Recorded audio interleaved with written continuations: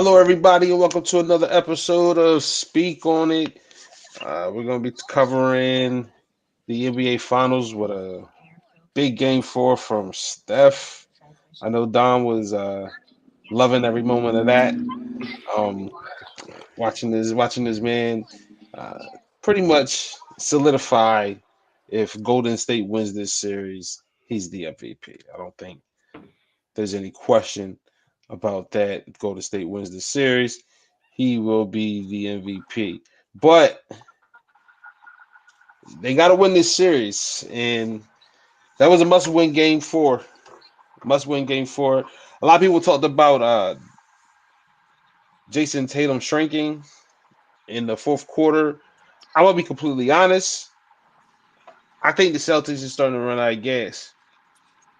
Um, I think that Milwaukee series and then that lone Miami series, I think it's taking a toll on these young guys who's never been into these deep of waters before. It's so I think they just may be running into some fatigue.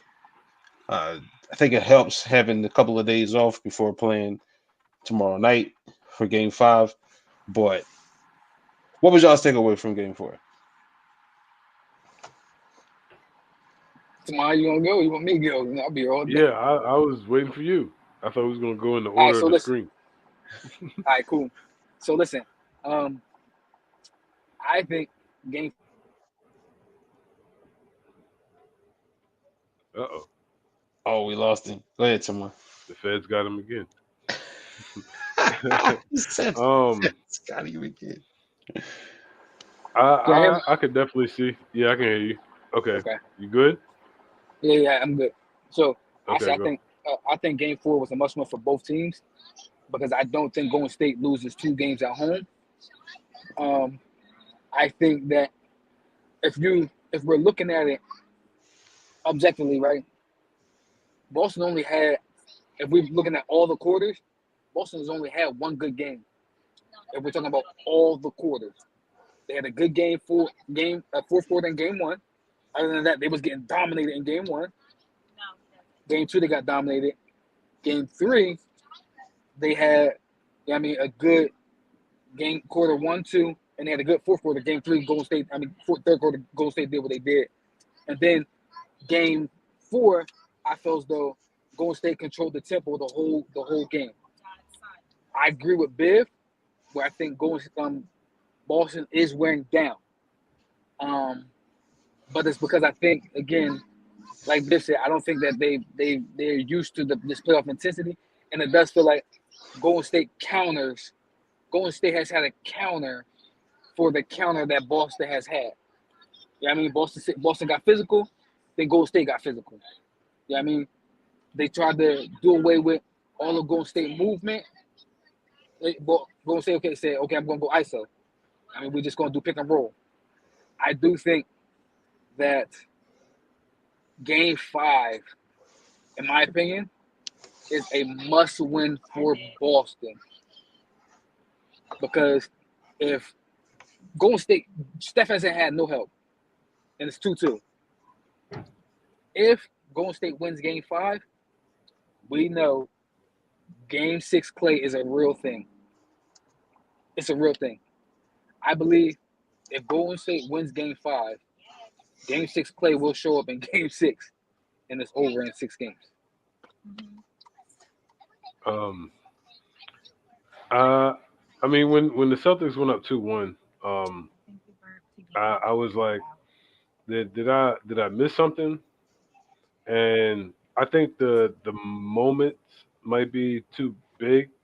Um, I really wish that Jason Tatum would have shot would have shot a lot better. Um, I mean, he ended up with 20 plus, but at the end of the night, I think he went like 8 for 23 one game, and then like 9 for 23 another game. And in the finals, you're gonna need better performances in that. So, I mean, they definitely had a hard road getting there to the finals. I just think that I mean I know that we kind of say there's always that saying that experience helps, I mean, these guys have been in the finals 6 times, so they know what to feel for. Steph is carrying them right now, but I mean, I think it was said before that they peaked too soon. Not peaked too soon, but mainly like we seen this next year and not necessarily this year. Uh, we can definitely see that Clay is not what Clay was before, but at the same time, for him to be what he is right now and them still able to be 2-2 in the finals, I really think says a lot about the Warriors team more than the Celtics having what you would call fatigue in a sense. Yeah, Draymond not being Draymond, him falling out of 2 of the 4 games. Um, him not having, I think, double-digit points, double-digit assists, double-digit rebounds in the finals. Jordan Poole looked like he a G leaguer at times. You know what I mean? Like, and again, all the things that we thought, which why I picked Golden State in 5, they haven't happened yet. Jordan Poole hasn't had a big That's game your yet. man. That's No, your man. that's my man. That's my You man. said you told me that he could get 30. And I believe it. I believe it. And what I'm saying is, I think it's coming. Just like with Clay. Clay shooting 26% from the 3-point line. Hmm. That's coming. Like, he's going to have a breakout. Draymond's going to have a Draymond game where he gets you 10 assists. You know what I mean? Or 10 rebounds. Like, those things are coming. And for those And things 5 not to fouls. happen, maybe in 5 fouls, yep, maybe. But for those things not to have happened yet, and them still to be 2-2, that has to be scary for Boston. Hmm. Where, like, Jalen, as much as you say Jason Tatum is having the best, Jason Tatum is being picked up with Marcus Smart having good games. Jalen Brown has been balling. Like, what's the other boy name? Who gave you 21? Al Horford gave you 26 in game 1. He couldn't miss. Derek White. Derek White's been Derek White. playing well. Derek White been balling. The boy Grant Williams can't miss it. Can't miss. Like, Time Lord, he out here blocking everything. Like, and for it still to be 2-2, I'm not saying that all the Boston Celtics are hitting on all cylinders, but Golden State's help isn't hitting on all cylinders. It's really Steph averaging 34 per game that's carrying them. And if he gets any help, it's like, to me, it's a different series. I don't think I would disagree with that. I think what was it? What was the blowout? Game 2? Game 2. Yeah. I think that was more of what we would see when they're clicking on all cylinders. But Draymond, do you think do you think he's not do you think he's not focused? That he's allowing his uh I guess you could say, I guess I just say his podcast and all of the social media stuff. You think that's affected his play on the floor? I don't think so. Uh, I just think that I just think Draymond, yeah, he got a lot going on. At the same time, though, I think that just looking at what Draymond, it seems like he's at a point to where he he's really not looking to score. That's number one. Like he's passed up plenty of wide open shots over the past 4 games that I'm like, okay, there's a couple of sparks, you know what I mean? But I just think Draymond's personality on the court has overshadowed his play because he still played decent. You know what I mean? And Mm-hmm. people act like these numbers that like he's had astronomical numbers in the first place. It's just that I mean he's getting a little older for one. You know what I mean?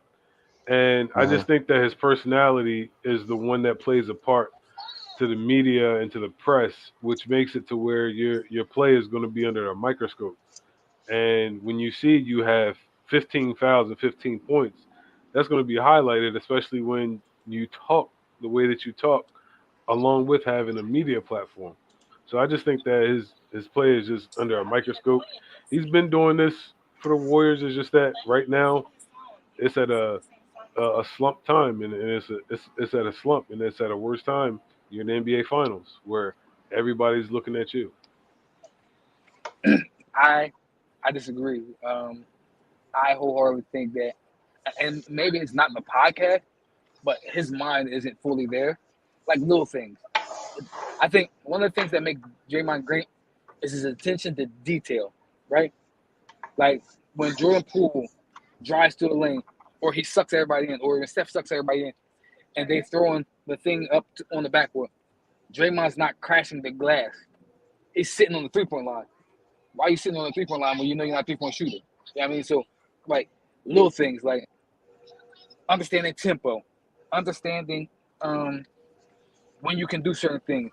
Like his turnovers, Draymond does have a lot of turnovers, but I think he knows what turnovers he can and can't get away with. And I feel like at certain points in Game 3, he had a turnover that was on a fast break, and it was like that you didn't need that. You didn't need to try to make that pass. You had just cut to 12. If you yeah, I mean, make the right play, don't turn the ball over. All the momentum is in your favor. Instead, he turned the ball over. Boston got a dunk, got the crowd back in the game, and that changed the momentum of the game. I just think that Draymond's head isn't in the game, and I think it was very evident in Game 4 when they substituted him offense defense at the end of the game. I think that was real telling that the team know, or Steve Kerr know, Draymond probably not fully engaged into the game. All right, on the other side, Boston and their turnovers. We had talked about this before with them. Do we still think they don't need a point guard? Oh man, that's tough I to say changed because because I changed my mind. They need a point guard. I think that's tough to say because I feel like Marcus Smart gets them. I think that's what I say. I think Marcus Smart is their point guard. What are you doing? I think Marcus Smart needs to Get out the touch way. the ball. Sorry. I think Marcus Smart needs to touch the ball or every possession. I think Marcus Smart makes great decisions. I think he makes great decisions. But I think it's when the other two is handling the ball, we see a lot of turnover. We see a lot of stagnation. I feel you, but I think that's where a point guard comes into play. But doesn't To it where take Marcus to where Smart? he can dictate when these guys can get into those moves. I think that's kind of where I think a veteran, to me, not saying that he's the perfect guy for it, but a Rondo type guy, a guy that's just gonna play defense and be a quarterback. He doesn't have to worry about scoring the basketball. Go ahead, Tamar. Doesn't that take Marcus Smart off the floor then? Or no? No, he can play the two. Okay. But this is what I'm gonna say. What if those other two aren't listening to him at times? Right? Aren't listening to who? The point guard? Yeah. I don't think they're listening to Marcus because they know Marcus not a point guard. Like, he's a defensive specialist, he's a leader and everything like that. But I don't really think they view him as a true point guard in that sense.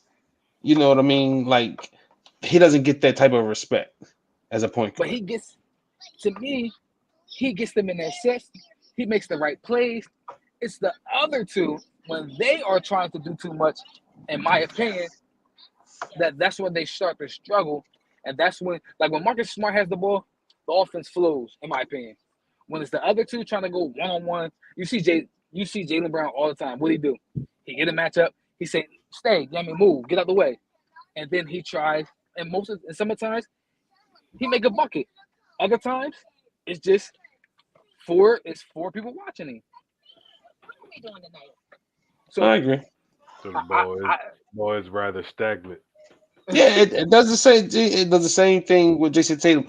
I don't know if it is the offense or if it is the lack of a point guard that they go through those moments of the ball just being stuck in ISO.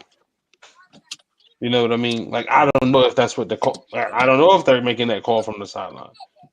You know what I mean? Or if it's just Jason Tatum or Jaylen Brown just saying, "All right, it's my turn to go."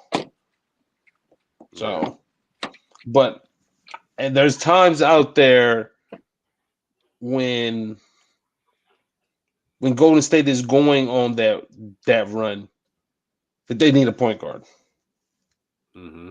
to I get what control you're saying. tempo. I get what you're saying. And you know what I mean? Somebody just to be an extension of the coach on the floor. So, but other than that, I really don't see where Boston is lacking, for lack of a better word.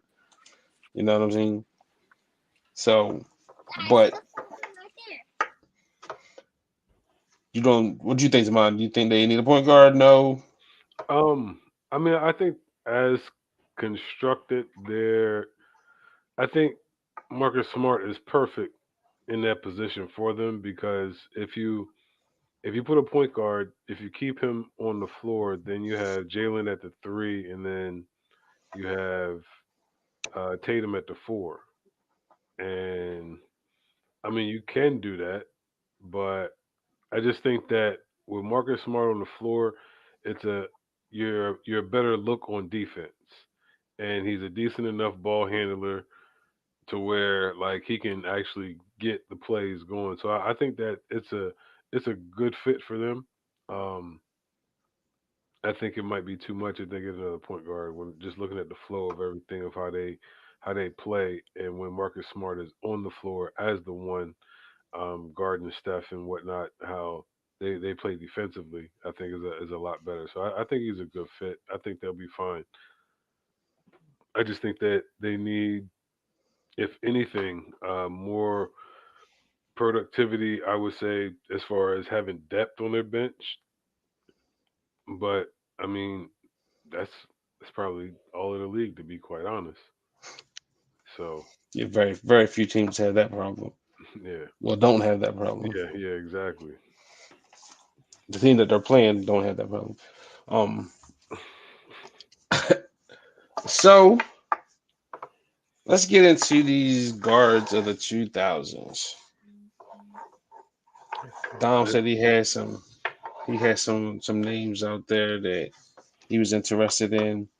Um, so We got honorable mentions. We got what we got here. we're just gonna throw out some names and we're just gonna talk about them. We're just Okay. gonna throw out some names and we're gonna talk about them. Of course, you start talking about the guards of the 2000s. You know, you're gonna talk about the Kobe Bryants. You know what I mean? That's of course. That's of course. You know what I mean? We're not gonna say here that like he's not that. Then of course AI. You know, but keep going. that's kind of boring. So let's Keep. throw out some. Let's Can y'all throw hear me? out a name. Yeah, we can hear you, bro. I don't know why I keep going in and out. But let's throw out some names of some guys who it's not Kobe Bryant, Allen Iverson, the obvious. Give me a name of a guy that you would consider one of the best in the 2000s. That's not one of the obvious. It's not one of the obvious. Yes. Uh, Uh, Joe Johnson. I Okay. had Joe Joe on my list. Johnson. Yeah, Joe on your list, Joe Yeah. Johnson. Um. I mean his production was consistent through from his second year on. Um. He got his money in Brooklyn. Um. He did his thing in Phoenix and really showed off when he was in Atlanta. So Joe would be the one that, for some reason, may get. I mean, he was an All Star from what 2006 through 2010, so that's about half. Yeah, man. Yeah, yeah, 1 6 man of the year with Phoenix. yeah. Um, ISO Joe. yeah, ISO Joe. He a walking bucket. Um, Jason Richardson. Hmm. Jason Richardson for Golden State. He's not gonna have like I don't think he make any All Stars or anything like that. But his athleticism, bunnies, highlight. He was fun to watch. I think a lot of people forget about Jason Richardson. I mean, he was on that upset team. And we That believe team. Yep, he was on that We Believe team. But I think Jason Richardson is forgot about. I think he's forgotten about even when you start talking about his dunk contest reign. You know what I mean? Like you start talking about that Listen, after Vince Carter era. You know what I mean? Because people try to act like that was just the end of the dunk contest. Like dunk contest was terrible until like Zach Levine and like Jason Richardson and them was putting on shows afterwards. But Jason Richardson, yeah, I definitely have no problem with Jason Richardson. That dude was yo, tough, he got even at he, Michigan State. he got one of the best dunks I've ever seen in a dunk contest. The John, I think he threw it up, caught a reverse between his legs, and reversed it, dunked it with the opposite hand. That John was nasty. Man, his bunnies was stupid. His bunnies was real stupid. And He played majority of at the time, huh? Michigan State, right? Yeah, Yeah, Michigan State. yeah, he's at Michigan State. I had a name for you guys. Man. Cat Mobley. Cat Casino Mobley. Mobley. Cat Mobley, lefty. He was at Houston with another guy in the backcourt whose name should be mentioned as well. Then he went on to play. I think he played in Orlando for a bit and played with the Clippers as well.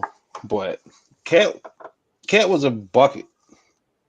Cat was a bucket. I don't think he played much defense, but he was most definitely a bucket, man. I used to watch Cat all the time. I used to play with Cat and franchise on live back in the Live. day. Yeah, on live back in the day. Got busy with him a little bit too.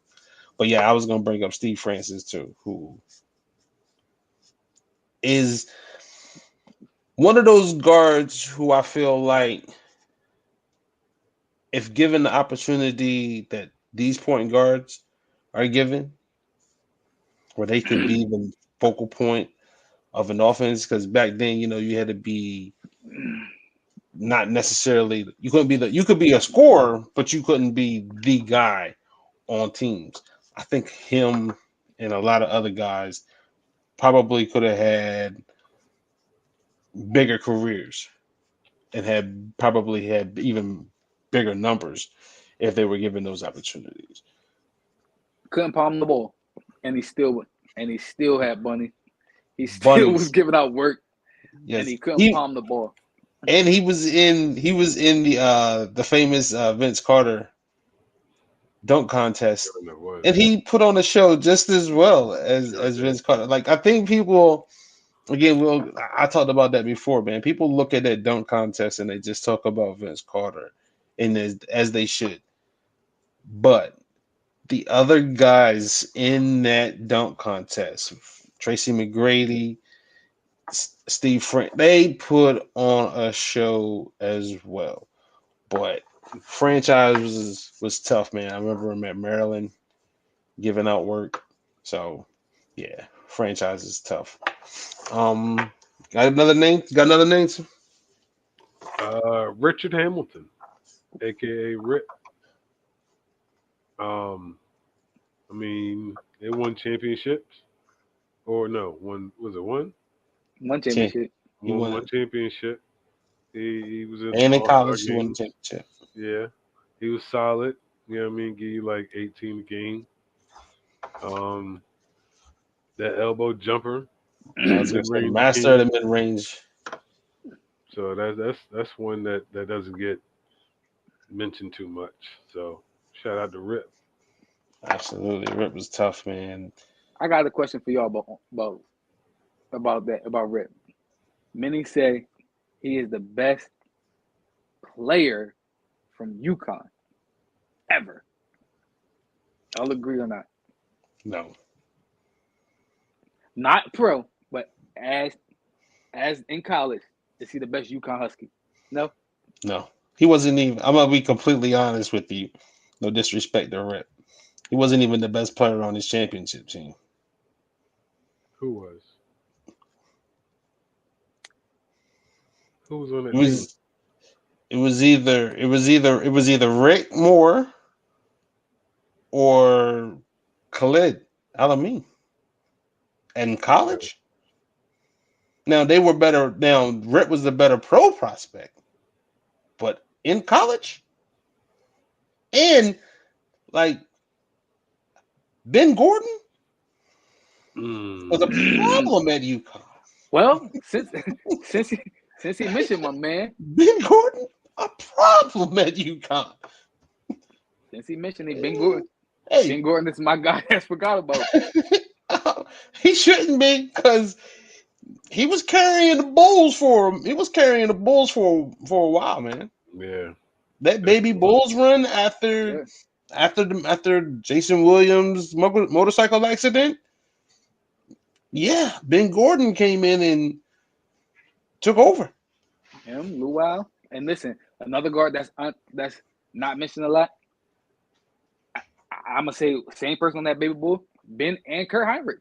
Kirk Heinrich, yeah, I got no problem. I'm a Bulls fan. I ain't gonna have no issue with that. I ain't gonna have no issue with that. Kirk Heinrich is tough. He was Solid most defense, definitely. He was most definitely tough. He was solid tough. defense. Yeah, He was but solid. Ben Gordon, bro. Ben Gordon was a problem, bro. Oh, Ben Gordon was a real problem, man. Ben Gordon was a real problem. I remember he knocked the. I remember when they knocked the '07 Heat off. I was tight. Swept him first round. I was tight. Yeah, Ben Gordon, Luau Deng, and them. yeah. Tyrese Thomas. Yeah. Yeah, I remember. I Yeah. remember those teams. I remember those teams, man. Um, there's a guy out there. Everybody loves him. His numbers speak for themselves. I was never really a huge fan, but everybody loves Gilbert Arenas. Hibachi. Everybody loves Agent Zero. I was never a fan of the guy. Um, but what's your he, opinion on Gilbert Arenas? he was. What was it? A 3 year stretch? 4 year stretch? Must Yeah, see. like he was. Yeah, he definitely. Must see. He was a problem. He put up Listen, 60 in LA, didn't he? 60, I think, and 10. Like I think a lot of people forget that his assist numbers was crazy too. Like he was flashy. He scored. He was a walking bucket, but he can dish the ball too. Um, I think if Agent Zero played in this era, he would be. People great kill me, but he Uh, would be on Dame and them type level. okay, He would be on Dame and them level. but you talking about prime Gilbert Arenas? Prime Gilbert Arenas. He get hot quick. Quick. He would get hot quick. Like Vinny Johnson, microwave. Isn't it? Yeah, Isn't it yeah. weird though that as good as everybody says he was, Hmm. that Wizards team could never beat that Cavs team with only LeBron. No, because because you said that one name. But I mean, y'all just were saying how great Gilbert was, and they had Karan Butler, they had Antoine Jameson. Like I didn't And they, say he was a winner. I just said he I'm was a just bucket. I'm just saying it was I'm a just what? saying I'm just saying that it's weird that they couldn't beat LeBron. A lot of teams couldn't beat LeBron. Yeah. So Yeah, but this was before he had even gotten to that level. But this was Like when LeBron. That was when LeBron said, "Okay, I'm about to take over the league." Like he did go to the finals that year, right? I mean, he beat them the year before too. It's LeBron. I'm just saying that it's crazy wait a that minute. LeBron the cone? No, yeah, this don't LeBron is a Ray, cone. don't. Why did you just say that? Why did you just say Listen, that? this LeBron the cone. Listen, I saw him on IG the other day. It looked like a cone. Like LeBron, like You silly. Yo, stop LeBron. it. Stop it. Listen, they had no answer. They legit had no answer for that man. Zero. Karan Butler, Antoine Jameson, Gilbert Arenas, Larry Hughes, throw any of them at LeBron, prime LeBron. They had no answer for him. Nobody in the East had an answer for that He man. wasn't even prime yet. He was still a pup. He was getting into that prime. He was still a pup. He smacked Detroit. So since you say that about Gilbert in the playoffs, would you compare him to a like James Harden, to where in the regular season it is what it is, and in the playoffs, No. No. James Harden been to a No. conference finals. James Harden been to a conference finals. No. Because I don't think Gil ever had like bad performances. He was just he just unfortunately was running into the freight train. said the freight train. Yeah. Unfortunately. It wasn't because they weren't up to par. I think it was more so speaks to the greatness of LeBron than it does to anything bad towards them. You know what I mean? But I just wasn't a fan of Gil because I just felt like he was hit or miss. Like if he was hot, he was hot. Mm-hmm. But if he was cold, he was cold. And you really didn't get much more. You really didn't get much more out of him. Can I ask you this? Do you think he ever really had a team that was built to go with him? Like with Larry Hughes, Karan Butler, Tough Juice, and Jameson, I forget his name. Can't even think of his name now. Antoine Jameson. Do you really think that team? I don't think they all was in their prime together, and that they all were like. I don't think he had another co-star with him. I disagree. I think you had Karan Butler. Was he a co-star though? Absolutely. I don't ever think Karan Butler was I don't ever Antoine think really, it was, really Jameson tough. gave you 19 and 10. He couldn't stay healthy. Was Karan's Butler issue? Even coming out of UConn, that was his issue. Like he couldn't stay healthy, which is why I think he was like a 19 or 20-year-old freshman, something like that, because he couldn't stay healthy.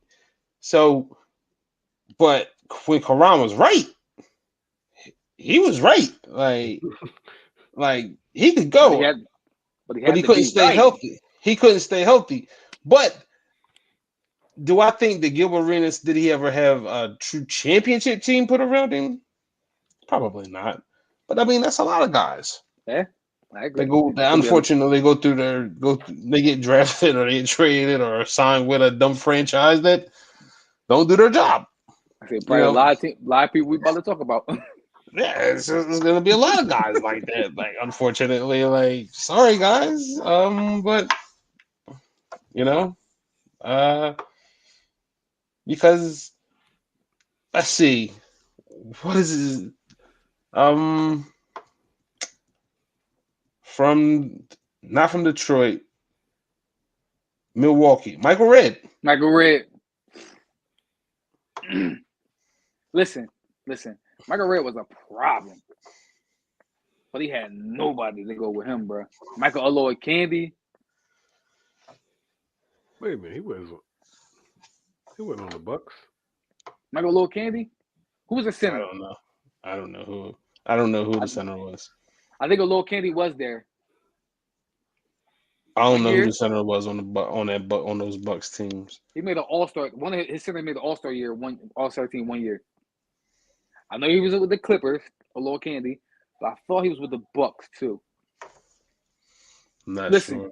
when we can't think of it, my man's second person. No, he Yeah. had somebody with him, man. When Vin Baker No. was there with him? Vin Baker. Then Baker. Vin Big Dog Baker. when Rob. Big Dog. Man, that's a Big Dog was nearing his end by that time. If he was there with him. For real. But Michael Red was a problem. I hated him because he went to Ohio State. But that's neither here nor there. Who the heck was my man's second guy? Nobody. See, because I think of him, and the only name comes next to him is Scooty Penn, but that was at Ohio State when they was giving Michigan all the work. Did you find him, Tamai? Listen. If Tamai can't find him, man, he don't exist. So what years we talking about? I know he in had All-Star years, because at the beginning he did have Ray. okay. In the beginning, Had Ray I know he Allen. had. Sure. I know he did have an All-Star center. For 1 year. I think Mike Red was injured most of that year. That's another problem that Mike Red had. He was injured. He was injured a lot. He had Tim Thomas, Keith Van Horn, DJ Thomas Ford, Joe Smith. So a bunch of coach 1 year. a bunch of used to be's. Yeah, I was gonna say a bunch of old heads. That's all he playing with was a bunch of old heads at the end of the rope. Yo, his shot was pure. but Desmond Mason was his number 2. who? Desmond Listen, Mason. I was gonna mention Desmond Mason. He said, who? on the show today. But since you mentioned him with my man Mike Red, man, he got to be. Desmond Mason was solid with the Supersonics. Let me see. Andrew Bogut was there. Andrew Bogut came in 05. Right? 05 was something like that. He was number 1 overall pick. 05, 06, yep. Man, he wasn't even solid like that. No, he averaged 9. I'm trying to see. Nobody, listen. Michael Lil Kenny, I think 1 year, man. He had Mo Williams 1 year. He had who? Mo Williams. Mo Williams. Same Mo Williams that everybody said was trash with LeBron. That don't count. I'm just saying, right? He was trash with LeBron, right? So he's trash forever, right? Right? Isn't that what he equates to, right? No, that's what he equates to, right? That's what people say. That's what it equates to, right? He was never good because he was trash with LeBron. He was never good. He was never good. I think he was actually solid with LeBron too, though. But I thought he was solid. He was. I think he had a couple of bad games against Orlando, unfortunately. But that's what he will be remembered for. He won't be remembered for helping them win the 66 games that year. He will not be remembered for that. You know, it's just the thing. I don't think that Mo Williams was trash. It's the fact that would you categorize him as a number 2 on a championship team?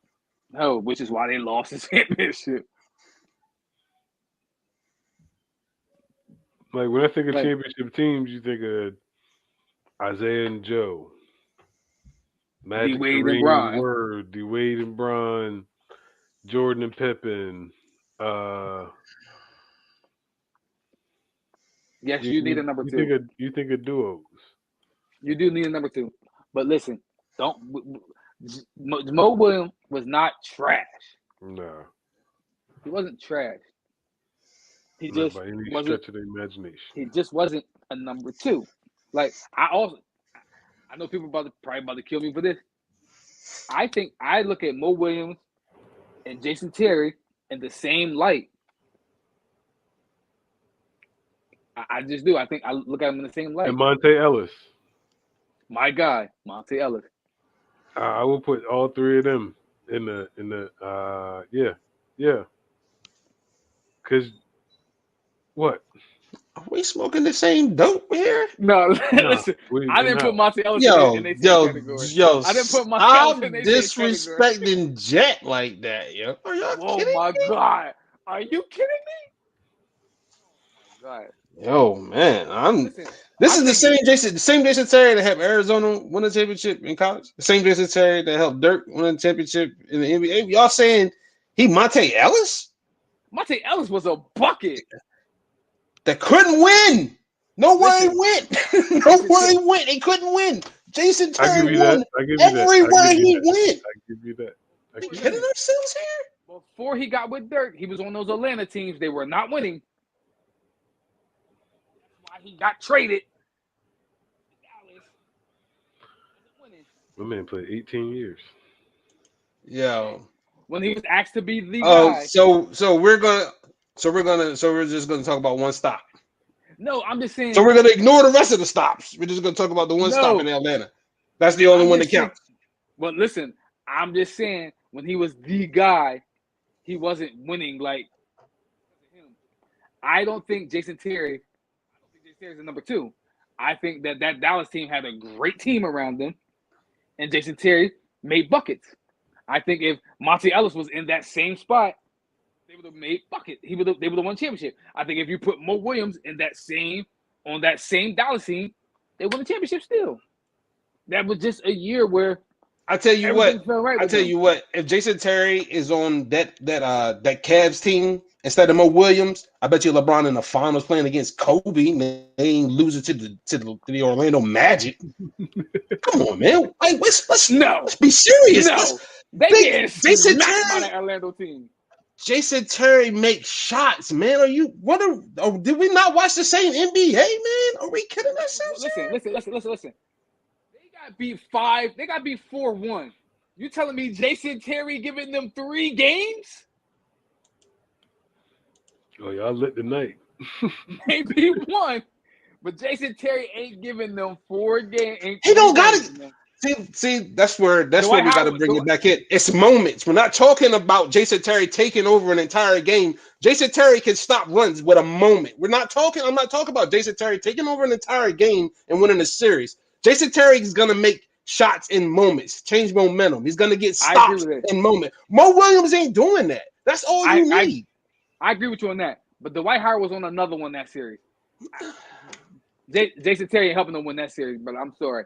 He ain't helping them win that series. Man, they must. I gotta go back and look. It must have been like 122 to 91. Like it must have been like complete blowouts. Like every game, it had to be right. The one game it wasn't close.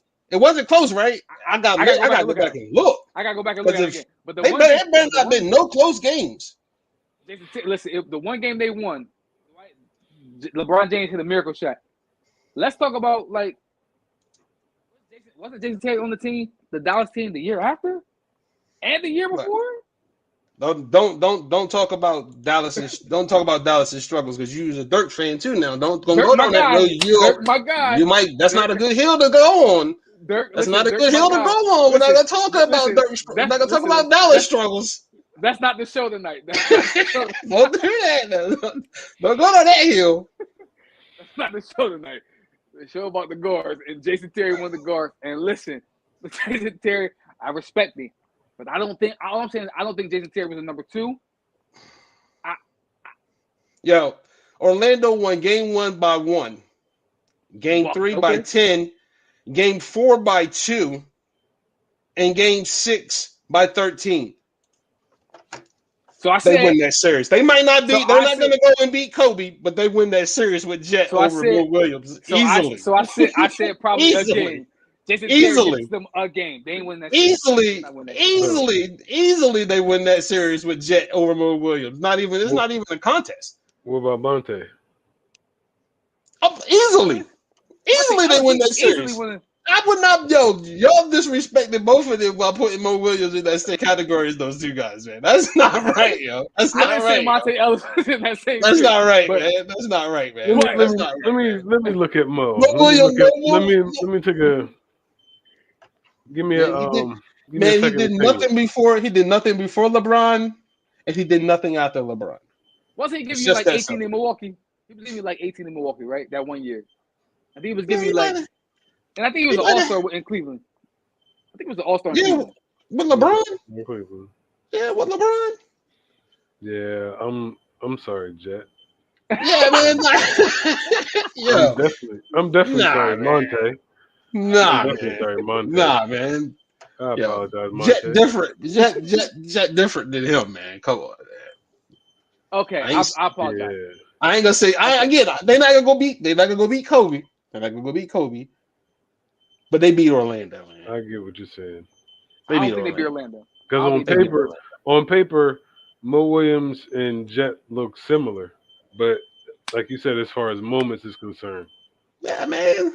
I I can would care say- less. I I would can say take. You can take numbers all you want. I'm dissecting a man's game and his moments. I seen Jet make big shots in the NCAA tournament. I seen him make big shots with Dallas. I seen him make big shots with Boston. Like mhm. Jet But gonna then make we big see- shots. But then we see Kimba do the same thing. Who? Kimba Kimba make do what? big shots. Make big Yeah, shots. We Moments. seen him make big shots and big moments. Where But he Kimba can't- come from? He a guard, but that's past the 90s.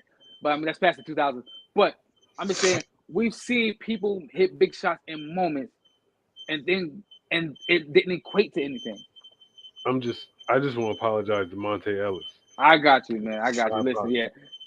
Now that he said Monte Ellis. Monte Ellis is one of my one of the people I had on my list as like one of the best of that era. Like he got drafted by Golden State. He stayed there 7 years. He was the guy before Steph took over. Monte Ellis was the guy. After Definitely was.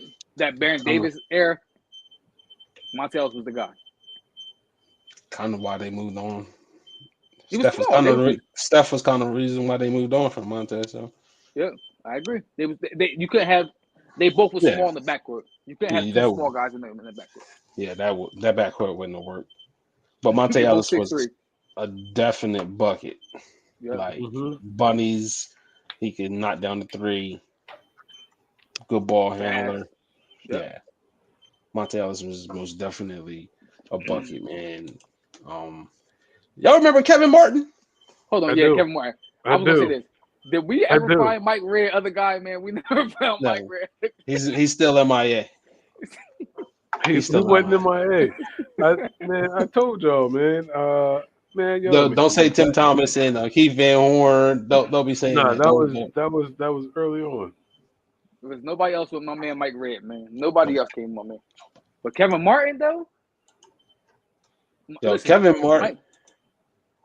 Mike Red had an ugly shot. Kevin Martin shot though.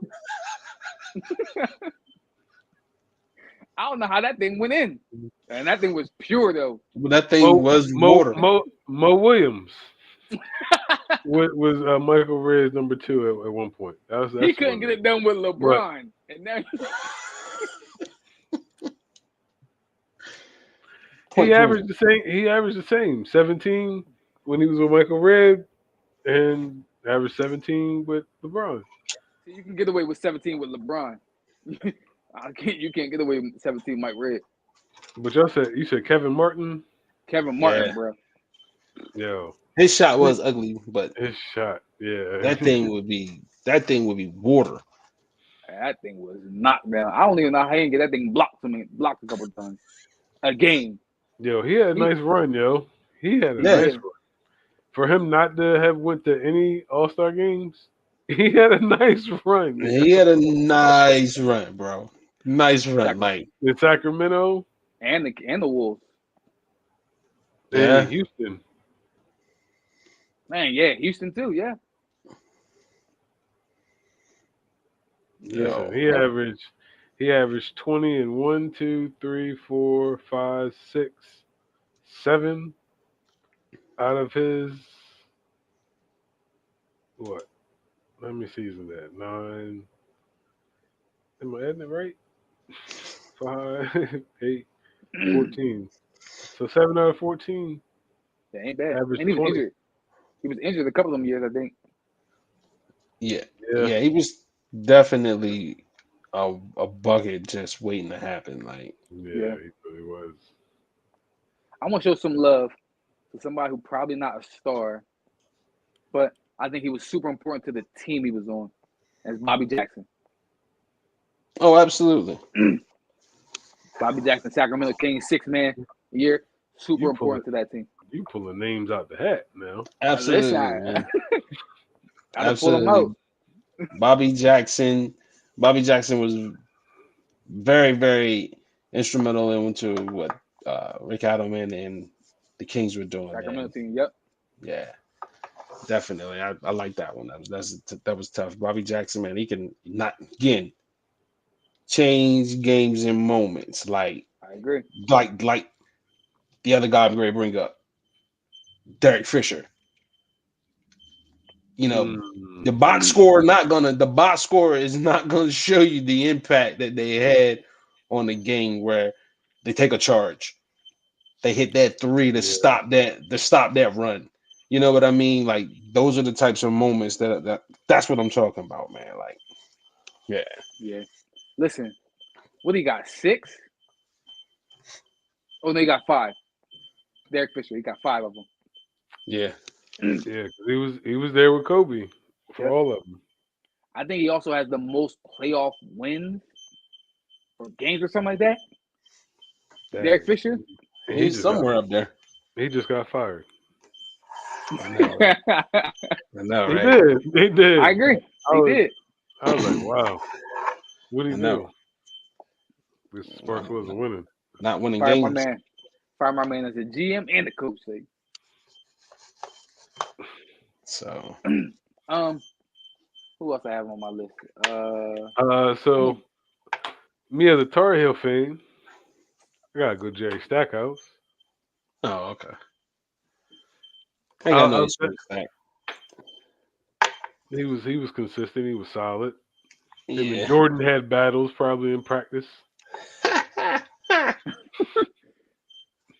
I've heard they had some issues. Of But course. needless to say, Two Jerry Stackhouse egotistical men. from Carolina. Mm-hmm. You know who was super tough? Andre Miller. Dre. Definitely. Consistent. Definitely. Andre Miller was tough. Like even from back at Utah, man, like he was just tough, man. He just grinded out. Just he wasn't super athletic. I don't even like it. I'd be like, how in the world did he even get that off? Like, I'm gonna say something real controversial real quick, but when I break it down, it's gonna make sense. He was Steph Curry before Steph, not shot, but what I mean by it is like, please explain. so with Steph, he's Steph not athletic at all, right? Kids can look at Steph and say, I can be that. All I gotta do is work on my shot. Andre Miller, not athletic at all. Kids can look at Andre Miller and say, I could be Andre Miller. All I gotta do is work on my decision making. All right, I'm sorry. No. Do you not realize that Steph Curry's dad played in the NBA and was a shooter as well? Yeah. So but when you look at that's DNA, brother. I get it. But kids, they can't be 6'9" LeBron. They can look at Steph Curry and say, I can work on my game. I got a shot. I can shoot. Their daddy wasn't in 3-point contest. I'm just saying, it don't whether they become him or not. They think they can be Steph Curry. They work on their game. I totally get it as far as the mentality and whatnot, but you gotta tell the truth to these kids as well. His daddy played in the NBA. His daddy could shoot. And so I mean, it's just and then the little brother came in. Yeah, He can like shoot. Yeah, He can yeah. shoot. both of them in the He can league, shoot. both of them can shoot. It's just Yep. that one is better than the other, and it's not like we're gonna say my man is a slouch when it comes to shooting. Nah, he can shoot. But listen, It's just that his brother's on cloud 11. You know he's what I just a mean? different Like, type. He's just a different type of shooter. But people can look at Andre Miller and say, I could be Andre Miller. okay, now that one I can say, but when you talk about Steph, you gotta tell the truth. They can be that, but Steph got a little advantage now. You know what I mean? Like every one of his siblings play athletics, Division One. So Yeah. Listen, his his in-law can shoot too. He in the NBA. right. Shoot. And we talk about the other ones in there too. The River. Austin Rivers in there. Nah, Family Feud. nope. Oh no. He's No, not okay. at it. Nah, he's not at it. Yo, but I'm gonna shout out because I know they were talking about N1 mixtape. I'm gonna shout out Skip, man. Ooh. Yeah, Rayford. Like Rayford had a run in Houston, and he was a part of that Magic team that made that run in 2009. Man, he was really a major part of that team, and especially when Jameer was another guard we could talk Another about. guard. Like when Jameer got hurt, Skip stepped in, and you know what I mean, filled his shoes real well, man. So I'm gonna I shout agree. out Skip, man. Yeah, Shout out. what's funny about Skip is that I was watching Up in Smoke. Is it Up in Smoke? The Matt Barnes All the stack smoke. pop. Yep. And they had Kenny Smith on there. And shout out to Kenny Smith's brother. He's created a lot of point guards. They got a documentary coming out called Point Guard. But he said that they used to coach Rafer with Skip. Mm-hmm. And they kept hearing about this Skip to my Lou. And they was like, yo, kept hearing like, yo, you got to come see Skip to my Lou, Skip to my Lou. So Kenny said he went to the park, and then the crowd erupted. And he looked, and it's Rayford. He was like, yo, he's like, what you doing here? He was like, I came to see Skip. Rayford was like, I'm Skip. And Kenny was like, what? Said, yo, there's teenage boys out there killing these dudes with a handle. And I just thought that's funny. Like he had New York street ball on lock, and he could be. He's considered. Ain't no could be. He's considered a hood legend because at the end of the day, like you came from street ball and you really transitioned to professional basketball, played Division One, and did what you did, and still was considered a king when it came to how you did. You know what I mean? Creating and one and whatnot. So he's definitely an icon Absolutely, in the culture, man. absolutely, I got man. I got a question for y'all. I told my man I was gonna mention him. I didn't think it was worth it. But how y'all feel about Jeremy Lin?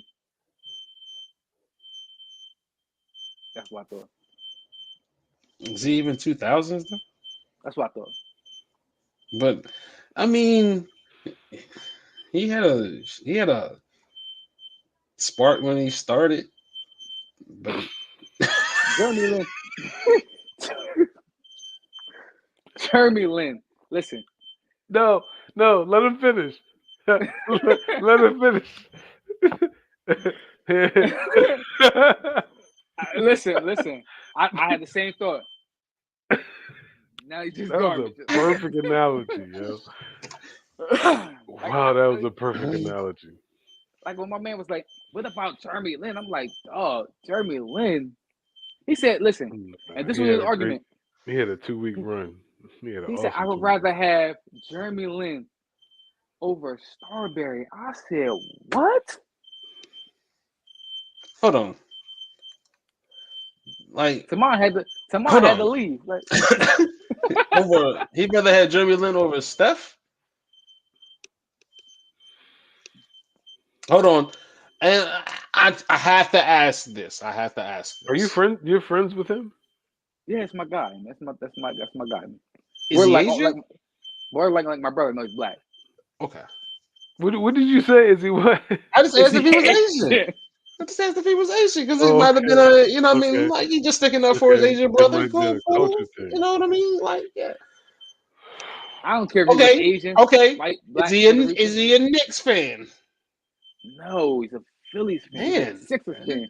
I'm trying to see the correlation I'm trying to get there of how he would He justify just that. don't like. He Can just don't he like come on the Strawberry. show and Okay, he just don't like Marbury. Okay, He he just probably don't just like don't like Marbury. Marbury. Oh, That's that's the the only thing. only logical explanation. I mean, Yeah, Marbury is I like don't. an all-star. Yeah. I said, bruh, He was going to the playoffs with Minnesota and big ticket. Yeah. Like, Yeah. like Biv said, he had a spark when it started. Now he just garbage. Like, come on, dog. Jeremy Lin had one good run. For If 2 that, weeks. It was for 2 if weeks. that. and let's be honest with ourselves here, man. And this just goes into the whole notion that I've been building up on cases with a lot of guys. Mike D'Antoni's system will inflate your abilities, man. It will get you paid. You might not live up to the contract, but it'll get you paid. Hey, Tim, I got a question. I need you to look something up. When did Jeremy Lin, did he get paid by the Rockets, right? All right, here I go, data man. I think he got paid by the Rockets right before James Harden got there. Like he couldn't once he got paid, he couldn't be the guy.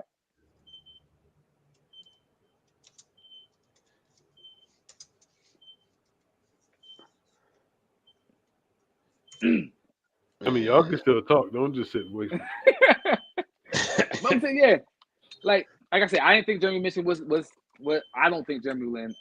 Clearly, he didn't need to be mentioned.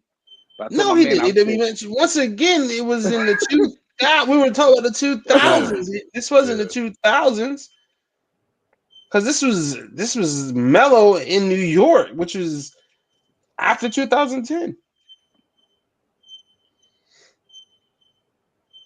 So yeah. Anyway, yeah. But waste of our breath. We can't get those 2 minutes back. Anyway, like yeah. I wouldn't mention Jeremy Yeah, Lin. I wouldn't even mention Jeremy Lin in the 2010s. No. He didn't even mention period. Signed a deal with Houston Rockets. He got $8.3 million a year for 3 years. So what's that? 24, 3 years, 25? Probably 25, yeah. Anyway, lead me to my other guy, Stephon Marbury. He's out there robbing teams. Yeah, no, Stephon Marbury deserves to be mentioned. Now he's one of those guys that left a bad trail. He left a bad trail because everywhere he got traded from, everybody was winning after him. He got traded from New Jersey to Phoenix, and then Kid come in there and take him to the finals. Then he gets traded from Phoenix, and Steve Nash come in there and start taking them to the Eastern Conference or the Western Conference Finals. Like that was the only bad part. That was the only thing. It was like, man, like was Marbury really the problem in these places? Like it was weird. But you still naming 2 Hall of Famers for 1, and for 2 pass first guards. Didn't Terrell Brandon help? Okay, so you're telling me that Marbury was the problem? Okay, that's all. You answer the question. I can say because listen, Terrell Brandon. I thought Terrell Brandon helped KG and them. But no. I'm trying to help. I'm trying to build up a case for Marbury here. You're not helping this case by saying that 2 guys that were just better than him were just better than him. Like that's not help. That's not hurting his case. They were just better than him. They were just better than him. Or at least they were a better fit. Except Terrell Brandon. I would say that. I would say better fit versus better than him. They're better than him. Both of them. I Dog, don't know. if I'm You don't starting know the what? team and then if they You I don't know got them what? Hold three. on. You don't know what? Hold on, Tamai. You don't know what? You don't know if the two-time MVP is better than Stephon Marbury? That's, Yeah, that says a lot about Steve if Nash. they, The fact that you got to think uh, about if he's better than Stephon Marbury. So if we list I the just think, greatest point guards of I, all no, no, time, no, no, no, no, no, no. Stephon I Marbury. totally get what you're saying. I'm just thinking like 1-on-1, who will win? But Oh basketball not one on one. Basketball not one on one. But listen, That's where yo, my mind went. yo, That's one where on my one, mind went. one on one. Steve Nash ain't beating a lot of people, bro. Like Yeah, he gonna yeah, fall yeah. way down that point guard list. In a 5-on-5 though, yeah, I would take Steve Nash over Stephon Marbury. listen. Two of the players that we just mentioned was in the top 75. Stephon Marbury wasn't on the team. He's the GOAT in China. He is the GOAT in China. He's the man in China. Can't tell my man nothing. he's Hey, untouchable. But it yo, is I what mean, it like is. What it is.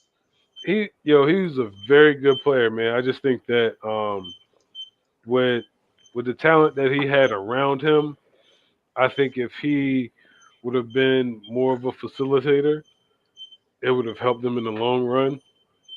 Because I mean, really, I think when it comes to the talent level of his, I mean, he was nice since Georgia Tech. You know what I mean? And he's been nice high school all the way up. It's just that he was in that small scoring guard where we just had this talk earlier. Like you need a point guard. Need I thought he somebody wanted to be the guy. when you're playing the one, it ain't too many. I mean, even AI got moved to the two. I just think they were in the wrong era. Again, I think he's one of those guys that if he plays in today's era, he would flourish more. He would flourish. I also believe. I don't think. I think Stephon Marbury was in a unique situation where he could have made it. Could have worked. I think he wanted to be the guy. If he stayed with KG, that was a unique situation where he could have been who he was. KG would have been who he was, and that would have been unique, like a unicorn at the power forward, a score first point guard, like that would have been unique. I just thought that Stephon Marbury wanted to be the guy. I won't disagree with that. Not even a little bit would I disagree with that. One of the biggest mysteries in NBA history is Scooby Doo mystery. what happened. What happened to Darren Williams? Like I know what literally, happened to like him. he was really, really good one year, and then the I know next what happened to year him. it wasn't. It was What nothing happened? to do in Utah. It was nothing to do in Utah. Man, And this was in Brooklyn. I know. I'm saying it was nothing to do in Utah. So all he had was ball. He got to Brooklyn. He got to Brooklyn. Was like, oh, it's new things to explore out here. My man went from a point. He went from giving Chris Paul work. Every time they played, he was giving Chris Paul work. Then he got to Brooklyn, bro. He got fat overnight. He forgot how to pass. He lost a birth. He didn't get injured or nothing. He just fell off a cliff. Yo, it was crazy because, like you said, man, in Utah, he was a problem. I mean, a problem. Like that Utah team could probably did better if there was if they had another guy, but I'm not gonna get into that. But what happened in Brooklyn with him was crazy. Like it was just like overnight, like literally overnight. Like he went from being all-star caliber to I don't think he need to be in the league no more. He's So still taking L's. So. looking at this, so he was All Star when he was in New Jersey. Then they switched to Brooklyn, but he had played a total of 67 games those last two seasons, and But he he was got an All fat. Star. But then that last one, the 55 games, he averaged 21. Then the next season, he played 78 games, 18, and then he didn't play more than 68 games the rest of his career, and he went from 18 to 14. So he's saying got injured, or It had to be. I mean, but it it just looking at it that just feel like it fell off. looking at that season that he only played 12 games and he was an all-star for what reason I don't know. I Fan mean, vote, yo, fan for vote. real, 12 games, bro. You made the all-star team, but like, Really? yo, to 2010, 2011. That's crazy. But those Utah, but that you can see like it felt like he was a different animal in Utah. Could And have been the maybe it's because system alone. and maybe it's because it could have been the system, or maybe it's because we had higher expectations with that Brooklyn team. Because if I'm not mistaken, that Brooklyn team, that's the team he had. Did he have KG in them on that team? Who was on that Brooklyn team with him? Well, I know Joe was there for a bit, and then Paul and KG got traded over. Yeah, so it was like a foursome. And they brought Andre Karolinko in, I think, the year after, I think. They had Brooke Lopez, Devin Harris, Okay. Anthony Murrow 1 year. Let's go to the next year. They're still in New Jersey then. And then that Brooklyn team, it was KG, Paul This year they had Pierce. Gerald Wallace, Brooke Lopez, Gerald Green. So I don't think he was there healthy with KG and them.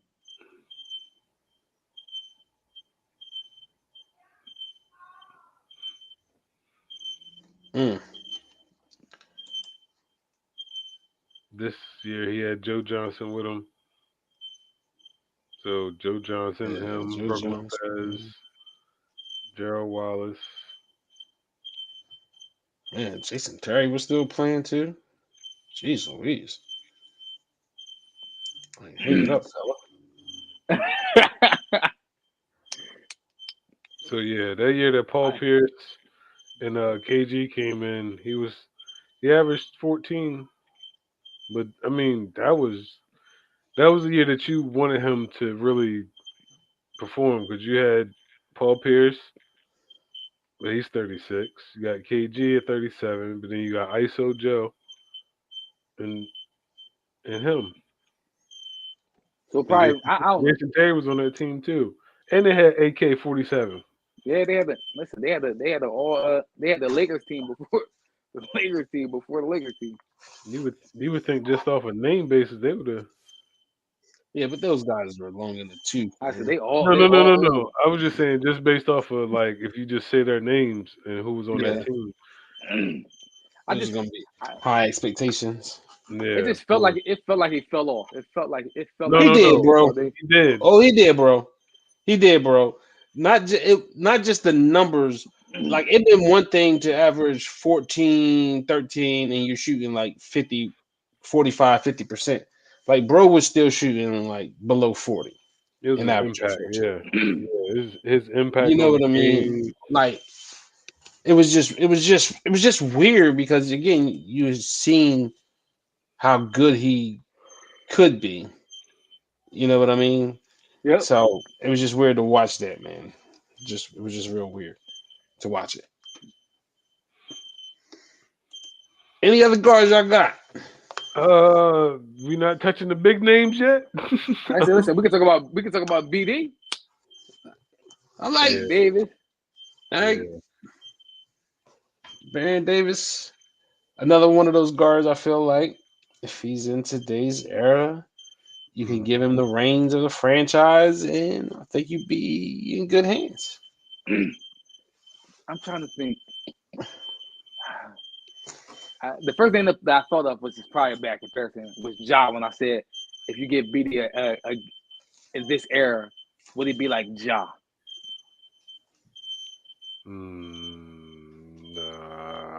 Nah, no, Not as no. explosive. I don't think so.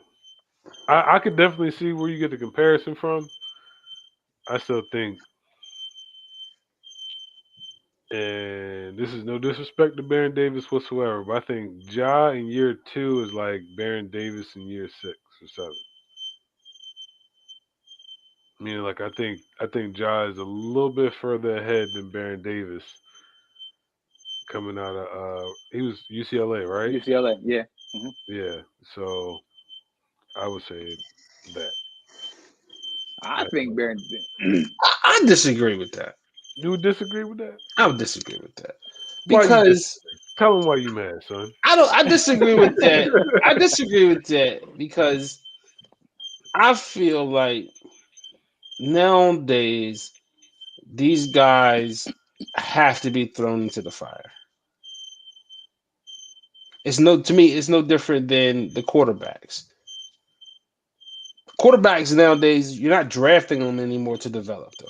You're drafting them to throw them into the fire, which is why people get upset and we talk about it. Why isn't the quarterback being drafted in the first round? Why isn't he starting?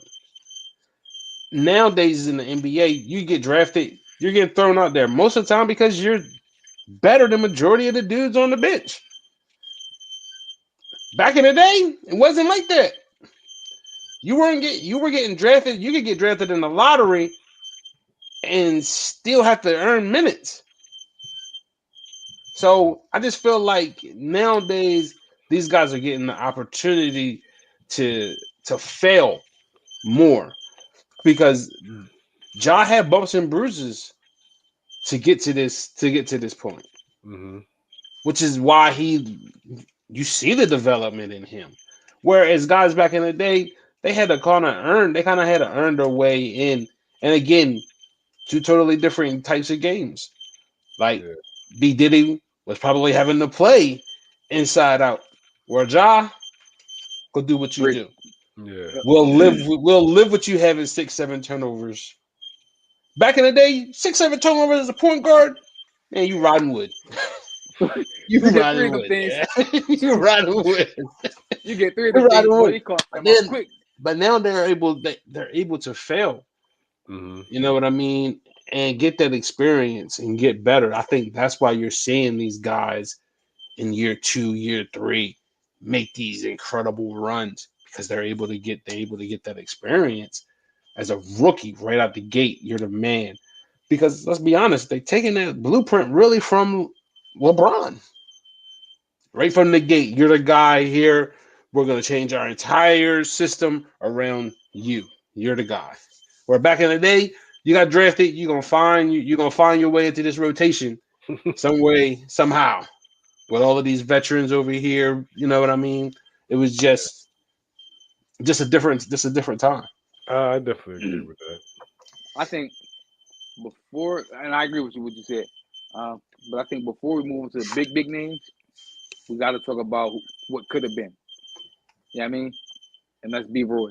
Well, that's a big name. I don't even. I get what you're saying as far as it could have been, but it's a reason why I didn't say his name yet. All right, well, I let's talk about don't think Rashad it could have. McCants then or something. You know what I mean? Rashad Wow, McCants. No, we wow. don't want to talk. We don't want to talk about that Somebody, guy. We're going to talk Why about are him. we why are we going there? All We're going to right. talk about best guards in the talk about 2000s in Raymond Felton. college. In Let's talk college, about we can Raymond talk about Felton or that. something.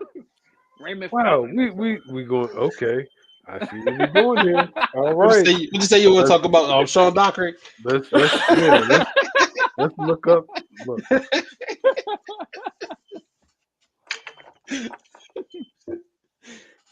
But nah, man, Brandon Roy was so tough. First of all, I I didn't like him because he messed up my bracket the year before he got to the NBA when Washington upset UConn. Um, but in that game, he showed that he was a takeover, whatever it takes to get a dub. Because if anybody remember that UConn team was absolutely loaded. And I'm not saying that Brandon Roy didn't have anybody on that Washington team with him, but I don't remember him. like I said, I don't remember I nobody. don't remember him. I remember him. And then when he got to the league, it was instant. And I'm with you.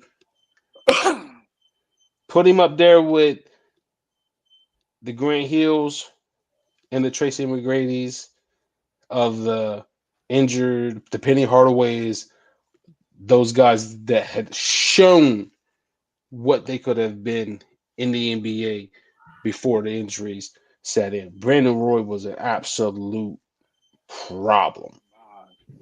Problem. Let me ask you a question. You Portland, know who else was a problem? He didn't did his research. Cherokee Parks. Man, you hold on, bro. You did all of that digging for Cherokee Parks. Trajan Langdon. I was looking for the He right could- one. He couldn't think of. Listen, we ain't produced guards like that. We ain't produced guards back then, so he couldn't William think of no William guards. Avery. Man, what's Dante what, Jones. Daniel? What is it? Daniel Ewing? Daniel Ewing. Gerald Henderson. Nolan what? Smith. And the Oh, list goes my on God. and on and on and Oh on. my God! But go ahead. Go at your point, man. I'm going to ask you, who you think, Minnesota, Portland, who's matter at that swap? Wait a minute. Which swap we talking about? Brandon Roy, Rashad McCants. Why are we talking about Rashad McCants, bro? I'm just saying Port- they got Portland. swapped for each other. Portland was more upset Why? Because he got his injuries. because he showed what he could be, and then you got to couple it with, because you can't talk about his injury and what could have been, and not talk about the big guy that they took right afterwards. Yeah. Yeah, same injury. You know what I'm saying? And think about really what could have been with him Yeah, what and could Greg have been. Oden together. Yeah. Like Yeah, that would have been scary. But he looked old at Oden's Ohio State anyway, yo. He just looked like But let me. he was 34 with a family his freshman What year. was that? bro. 06, right? That was 06. What? Brandon Roy's draft? Yeah, Brandon Roy was drafted in 06, 07. And And then what's name was the 06? I think Greg Oden was 07. Was it the year after? And then Yeah. Dame came 3 years later, 4 years later? Something like that. Because if they could have had all them, But see, That if could've been Brandon Roy was healthy, I don't think they would have been in the draft position that they were in to get there. the draft Dame, Yeah, that's true. possibly, yeah. If Brandon Roy was a problem, like Problem. straight out the gate, bro. Yep. Yeah, Brandon Roy, man, he was nasty, bro. Them Straight knees, out the gate. them knees, man, them knees, bro. I know about Chronic. knee issues, bro. Trying to figure out some cat claw or something. Get my knees back right. Biz mentioned somebody to me earlier. I know he's not. I guess he's a kind of big name, but I forgot about him. Mike Bibby. Oh, Yeah, Mike he's mentionable. Bibby. Mentionable. Yeah. Mike Bibby was a problem, bro. Yeah. Arizona problem. He- Listen, he not. it's no way. Where did Miles Simon go? Miles Simon is a really good college basketball player. Just leave it at that, you know. He said just leave it at that. Like some guys just it's levels. And some guys, you know, they peak in college. Unfortunately. Yeah, kind of like Trajan Langdon. Listen. Trajan Landing was never supposed to be a good NBA player. Rashad McCants, though, he got traded for Brandon Roy. I tell you what, though, Trajan Langdon in today's NBA, problem. Because that Joker can shoot. Hey, you know what player in any NBA era? Christian Laettner. Beast. Beast college player. Nope. Yeah. He Ooh. It's a guard show, Tamon. Huh? It's Listen, a you guard started it, man. If you didn't name back-to-back North Carolina players, I would have thought you was taking shots at all. I just But want to know what happened to him. you said Rashad McCants. Okay, cool. That was random. And then you said Raymond Felton after that. So okay, this is This what was it's come down to. guards of the 2000s, though. I'm saying this is the guards of the 2000s. They was in UNC in the 2000s. This was the guards of the 2000s, man. Listen, Rashad McCants got drafted in 2005. Chris Paul, right?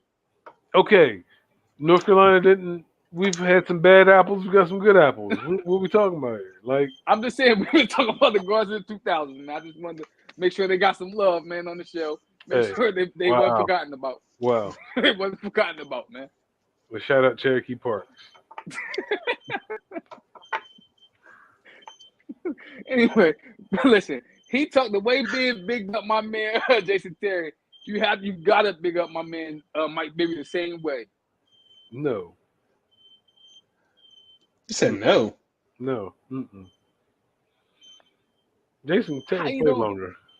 Just because he played longer? Yep, longevity wins. That's what I'm on. Man, you got that much hate in your heart for the Sacramento Kings, bro? No, I ain't got no hate. No. Is that Laker 2008 right now? No. Hey, Mike Bibby was nice. Don't get me wrong. Mike Bibby was nice at Arizona because they knocked us off in the Final Four, if I'm not mistaken. Was it us?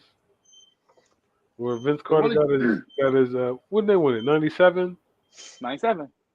So yeah, because that's when Vince Carter got his hand caught in the rim on an alley-oop, like the fourth or fifth play of the game. I remember that game. I was pissed because I was like, yo, this year we was gonna win, man. The Arizona team. So I ain't got no hate for Mike Bibby whatsoever, man. I'm just talking. Okay. Yeah, Mike Bibby, man. Mike Bibby was a problem. Yeah, Mike Bibby was tough. Shout out to Lou Dawson for his recruiting abilities because he's we've named some Arizona names here in this Yep, two this of here them. talk from Gilbert Arenas to Mike Oh Bibby. yeah, Miles Simon Jason got a Terry. mention and Jason Terry. All right, so I guess we go to the big names.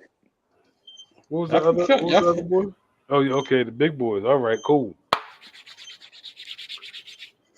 Aaron McKee. Go ahead, boy. Hey, he's a former Sixth Man of the Year. And you're gonna back it up. You're gonna back it up. You backing it up. You are validating his Aaron McKee as a big name. Hey, he's a part of that 2001 Eastern Conference champion Philadelphia 76ers team. Hey, man, we're not going to. Why not even mention Joe Johnson if you're going to name Aaron McKee? Aaron McKee. Listen, AI couldn't have did it without Aaron McKee. He has played in the finals, unlike Joe Johnson. I had Brandon Roy and Joe Johnson in my top 10. Top 10 what? Top 10 what? Guards in the 2000s. Guards? Yeah, guards in the 2000s. You mean shooting guards? No, I think that's guards. You have Joe Johnson in your top 10 guards, period. Well, wait, what am I missing here? Of the 2000s. What am I missing here? What am I missing? About 10 point guards. All right, give me 4 point guards. Steve Francis. Well, hold on. You want 4 point guards for the 2000s? That's better than Joe Johnson. Just 4. He wasn't better. Just give me 4. Yeah, 4. What? Steve Nash. Nash. Okay. Chris Paul. Jason Kidd. Tony Parker. Tony Parker. Tony Parker. Yeah. Should we keep going? Chauncey Billups. No. And we're just in the point guards. We're not even started in the shooting guard era. We're talking about. Did you have T-Mac? Yeah. D Wade on your list? Yes. And you still got my That's man top three. 10, and we're Hold talking on, about and them three? AI, and you got AI And on your AI. list. Yeah, I got AI on the list. Four right there. That's 4 two guards. I didn't put Chris Paul. I don't care if you put Chris Paul in there. That's 4 two guards. No, I'm just saying for Hold my on, hold on. So Joe Johnson better than Gilbert Arenas? yeah.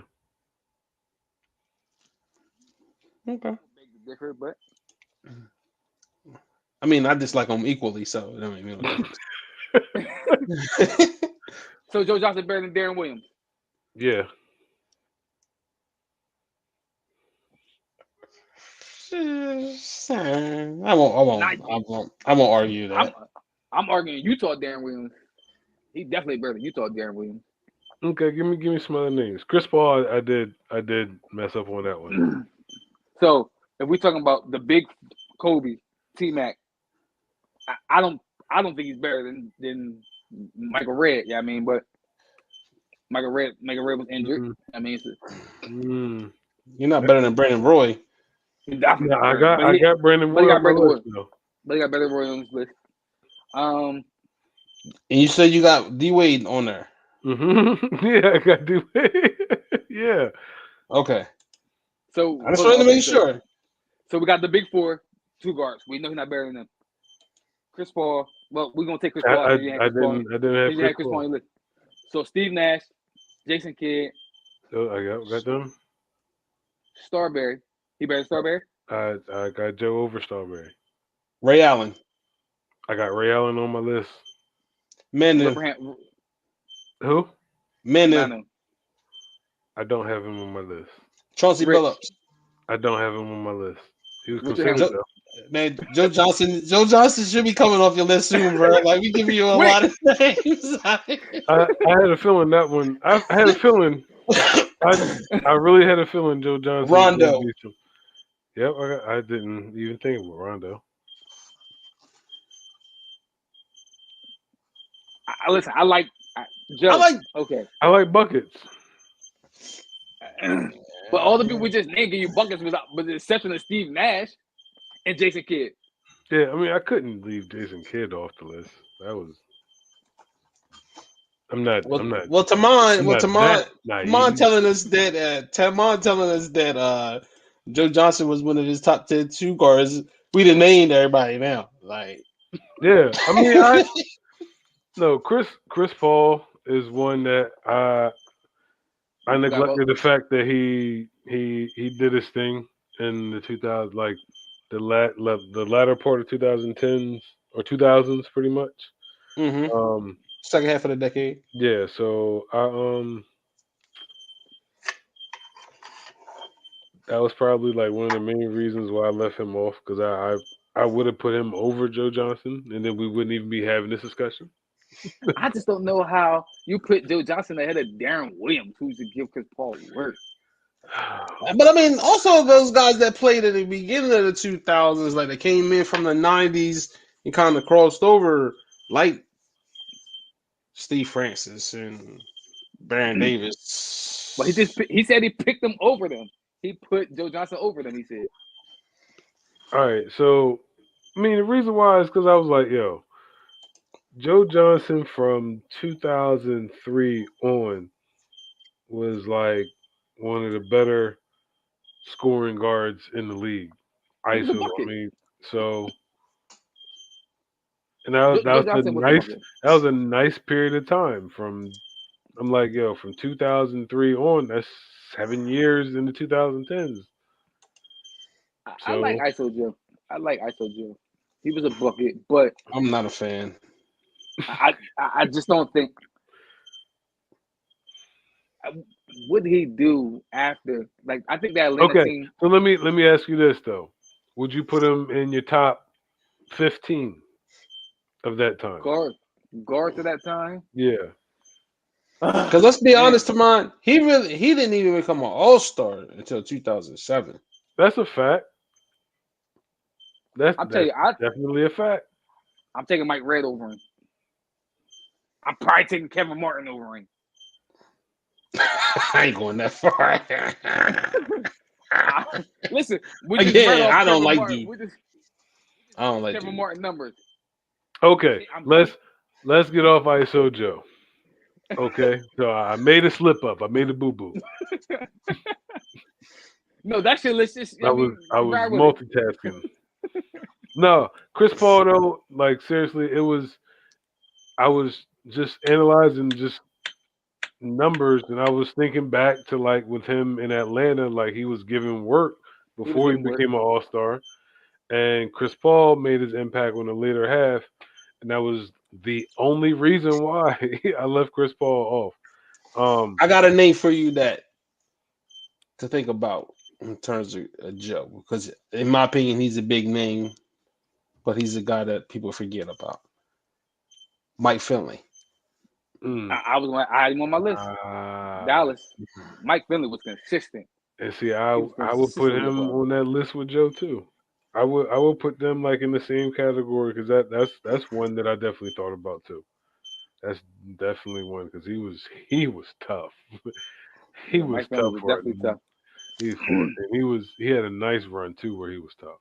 Yeah, man, Yep. like he was on Dallas those. and Yeah, San Antonio won the championship. Like, Dallas and San Antonio. Yep, San Antonio got a Yeah. championship.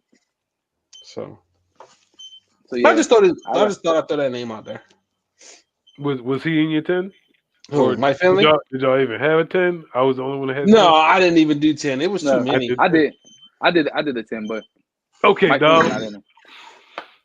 Who's your number 10? Did you do it in Well, I order? think- no. Okay. Well, I think I can give you within order. I can give you an order. so if I had there's number gonna be 10 controversy. No, Mike Ray probably be my number 10. Oh, okay. I thought you was about to say number 1. I was about to say, boy, you about to. Everybody knows that's my a- number 1 is. That's a clip I'm gonna stay up tonight to make. Hold on, You say Michael Redd is number 1. who's your number one? D Wade. Over Bean? Being my guy. Listen, it's about Hold on. I'm opinionated. Bev, no, Bev. We gotta stop talking. Go ahead and say this point all the way out so that way we can cut it and put it. Kobe better than D Wade. D Wade my favorite player. But wait a minute, that just conflicted your story. What you mean? I just said it was biased. Oh, okay. Then it can't be a clip. Then I thought you had some validity to it. It was. No. If it's just bias, we can't go off of that. That's not even valid then. So objectively, Kobe. okay. Objectively, All right. it'd be Kobe, it'd be D Wade, it'd be AI, it'd be T Mac. Then I'm talking about Chris Paul, Baron. Let me ask you a question real quick. Is Vince Carter a 2 or a 3 for y'all? I got another 2. I got him as a 3. Well, It's mine. I got him on my list, so he's a 2.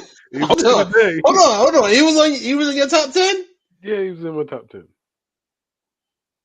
I can't go biased either. I can't go North Carolina biased. Hold on, man. I'm still trying to figure out where Joe Johnson is on this list.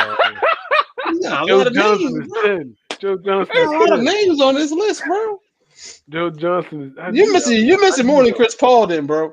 Well, then who else am I? You You're said missing Mike. more than Chris Paul. Who else am I missing, bro? You're missing I more than said I'm missing. Steve Nash not on your list, is he? Yes, he is. I'm looking right at his name. So you're only missing Chris Paul. So you had Tony Parker. No, I don't have Tony Parker. Okay, so you don't have Chauncey either, then, right? Don't have who? Chauncey. No, I don't have Chauncey either. Yeah, I could say you're missing a few people, bro. It's like the 4 main 2 guards and the 4 main point guards. And then you throw Vince Carter in there. That's 9 people right there. That's 9. Let's look at so because I have Vince as a 3 too. That's why I wasn't gonna mention him. But I know some people list him as a 2. As a 2. So I thought it was a 3. I wouldn't, argue with anybody when you start talking about the best of that time. if you want to put Okay. it in I'm sorry, Chauncey. there. I'm definitely You sorry. what you had to go look at his numbers or something? Yeah, it didn't have- refreshes my memory. Whew. You have what's the name over Like, Rick? yo, You have Joe okay. over Rick though. So, like, yeah, in the world, bro. So when y'all gave me the list, I gotta refresh my memory.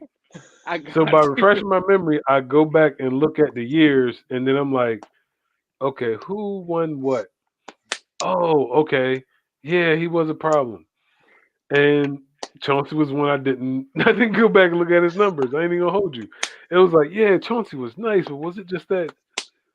But then, like seeing it, okay, yeah, he was All Star consecutively for like 7 years straight, and he wasn't just Mr. Big Shot. So, like, listen, man, I done watched a lot of basketball that I done I got forgot you. as Listen, well, bro. I understand. Listen, I got like, you. been I watching understand. basketball since I was 4.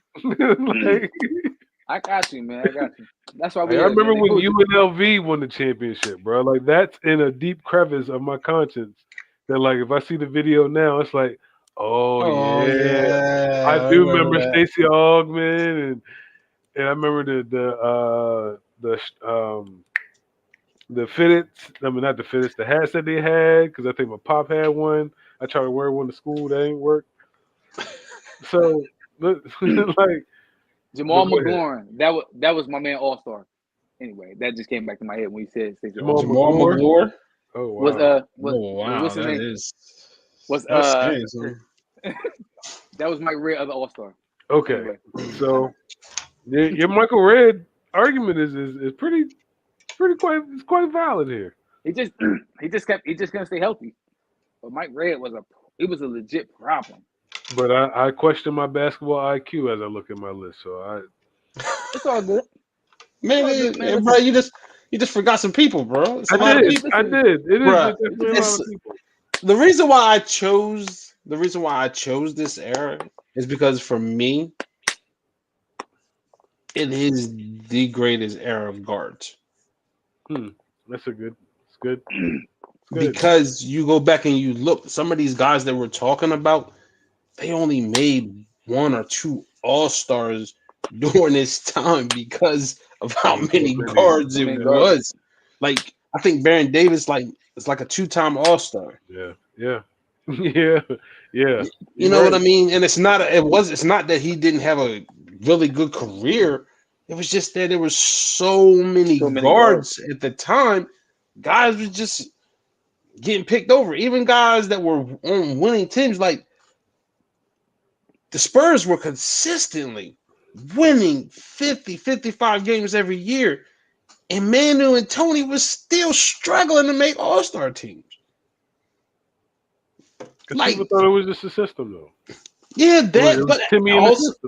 but also they were having to compete with all those other guards.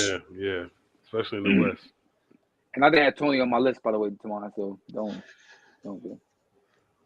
I wouldn't have Tony. I wouldn't have Tony on my list. Boy, what a top 10? My top 10 guards. Yeah, I mean, I understand it. I wouldn't argue. It was so many of them. There's so many of them, man. Like there was a lot of guys, and I know there's still guys that we haven't even mentioned. Like Jason Williams, we didn't even mention White Chocolate. Where we putting Damon Stoudemire? I was getting ready to mention him too. Like didn't even mention him. You know what I mean? Like there was just so many guards at that time, and it was just. But the top 3 is always debatable. I think because yeah, I would say you had your top 3 as Kobe, D Wade, and who else? If I'm being honest, yeah, I want you to be honest. Don't lie. It was Kobe, D Wade, and AI. That's not debatable. You wouldn't put Tracy McGrady in there? No, because he was injured. No, because he couldn't win, man. Because he was injured. That's why he couldn't win, because he was injured all the time. Whatever the excuse you want to give him, he couldn't win. But Because like, he wasn't injured. listen, He wasn't injured in that Orlando series that he blew 3-1. He wasn't injured. oh my God, Is- it was nobody is else This there. is this the same man that scored 13 points in like 36 seconds? In a regular season game, it didn't matter, man. It happened. It happened in real life. It did. Okay. It did. He get a ring for that. No, he didn't get All a ring. right, On his then. own. But it All right. happened. But it All right. happened. It was a great moment, yeah, man. We can talk On his about it own. forever. He has never got on the first round. Never, not once, Ah, not heck, once. He was on the Spurs team that got past the first round one year. On He his wasn't. own. He wasn't the guy, dude. He wasn't the guy, man. No. He was Nope. down there getting. Nope. He was down there getting Nope. Gatorades in town, Nope. bro. No. He got One of past my the favorite first. players. He got past the first round with the Spurs that year. He was one of my favorite players of all time, brother. He just nope. What year was it?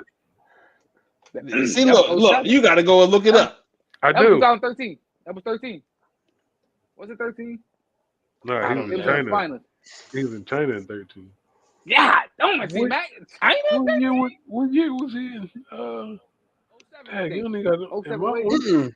Mm-mm. What's I the think it finals? was 2013 because I think he made it to the finals Yeah. and they lost. I can see he was in the finals. That was the first game they lost. I think it was 2013. Hold on, man. Where is Tracy McGrady with the Spurs? It was a fight. Listen, that's how bad it is. They don't even remember T Mac Yeah, I on the know, Spurs. right? I know, Yeah, right? and he trying to validate it getting out of the first round. He don't even remember what year it was. Yep. I think it was 13. He headed to the NBA Finals 2013. Like, 2013. that's what we thought. So listen, he been to the finals. I mean, it was a Gator. He didn't play a was a second. Gator- He didn't play a was a- second. He was a Gatorade boy, man. Man, he was down there getting Gatorade towels, man. Down there getting Gatorade towels, bro. Oh So man, listen, it's so bad though. Basketball Reference don't even have it on there, yo. They got him in China that year, bro. listen, they pulled him back from China. They brought him back from China that year. I had to find an article from 2013 to prove that he played on the He was in Spurs. China. Listen, Huh? if we talking about I said he was in China that year. But if we talking about debatable, it's debatable to put T Mac ahead of Vince Carter. I think we had Excuse this me? before. We had this discussion before. What? What? So with that direction, I want to know which way you going. Which way you go? T-Mac every day of the week. That's not even a debate to me. Like it's the same career. Listen, It's the same career. It's just that one's gotten way more accomplishments, and the other one just got a moment hold on, I'm sorry. on a I Saturday thought- night in February. I thought Vince made to the finals. I'm sorry, I forgot. He did. That was before Vince. He got there and then they struggled. I'm sorry. In both places, Dallas and Orlando. He did make it to the conference finals on his own though. Absolutely, I'll give him that run. He wasn't That there one- with New that- Jersey. No, he wasn't there. With No, Mm-mm. he got That was after. dang. I'm sorry. Sorry, T Mac. Nah, to me, that's T-Mac every day. Yeah, I agree. To me too. To me, that's every day. So- 'Cause T-Mac or AI? You say AI all day? AI. yeah, Okay. It Then just- would you put Ray Allen over Steve Nash? Ooh, or that's- Jason Kidd? Listen, you that's said debatable. Ray Allen over Steve Nash. Or Jason Kidd? I'm putting him over. I'm definitely not putting him over Kidd. Oh man. If you're not putting him over Key, you're not putting him over Steve Nash. Why was that's not?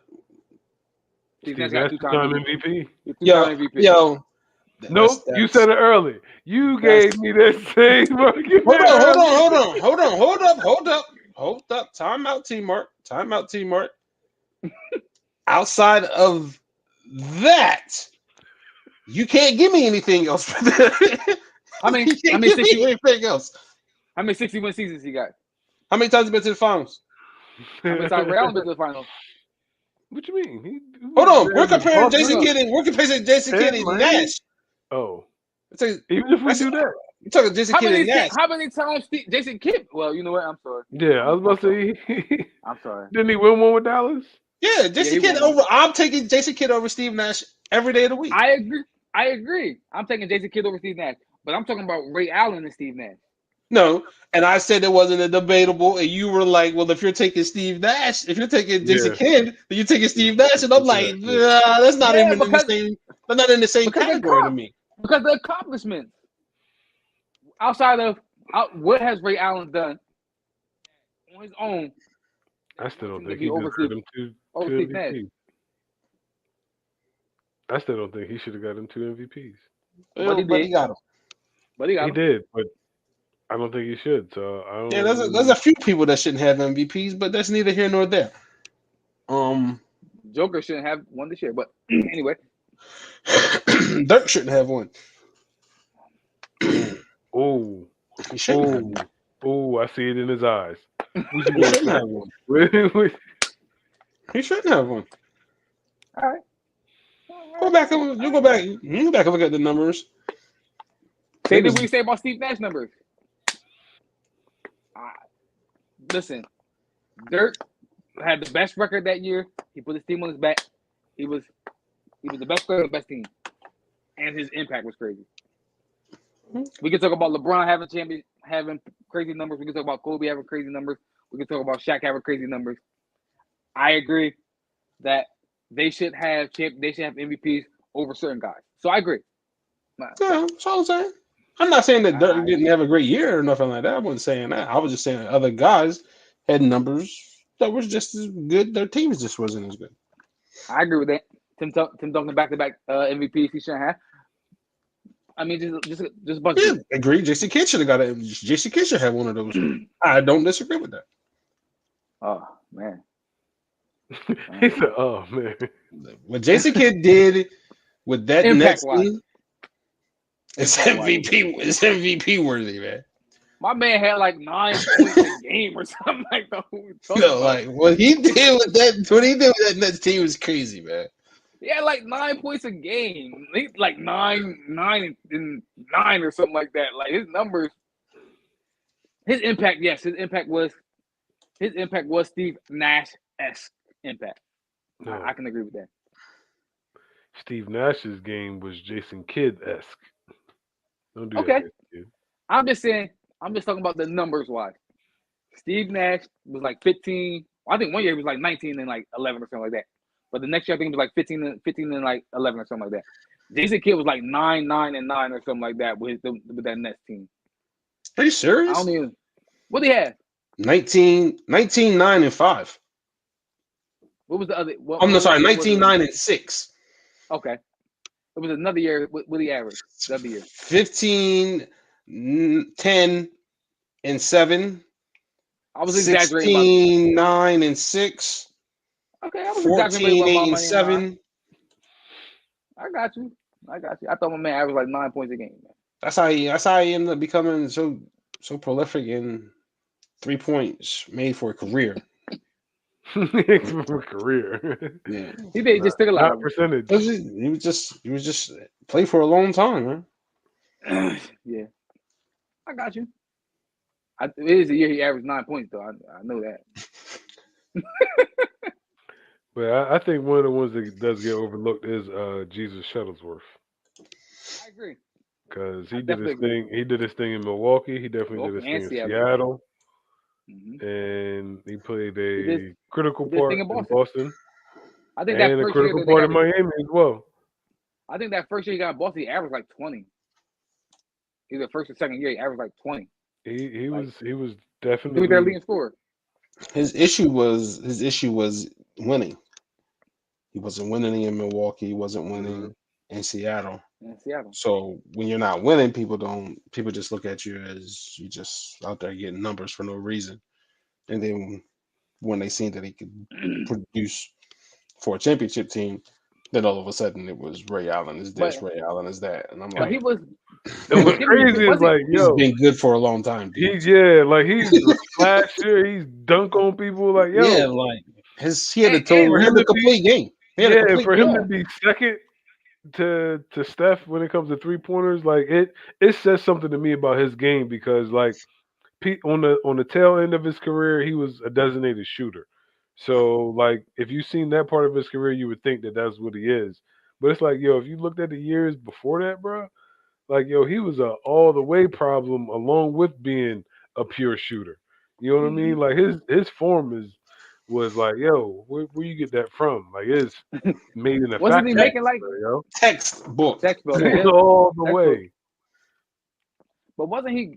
They was winning like 50 games a year and over there in But he just couldn't win Seattle. though. Doesn't matter. Like they made it to wasn't he on that team on the Eastern Conference Finals Yep. when they played the On No, the Sixers? Bucks.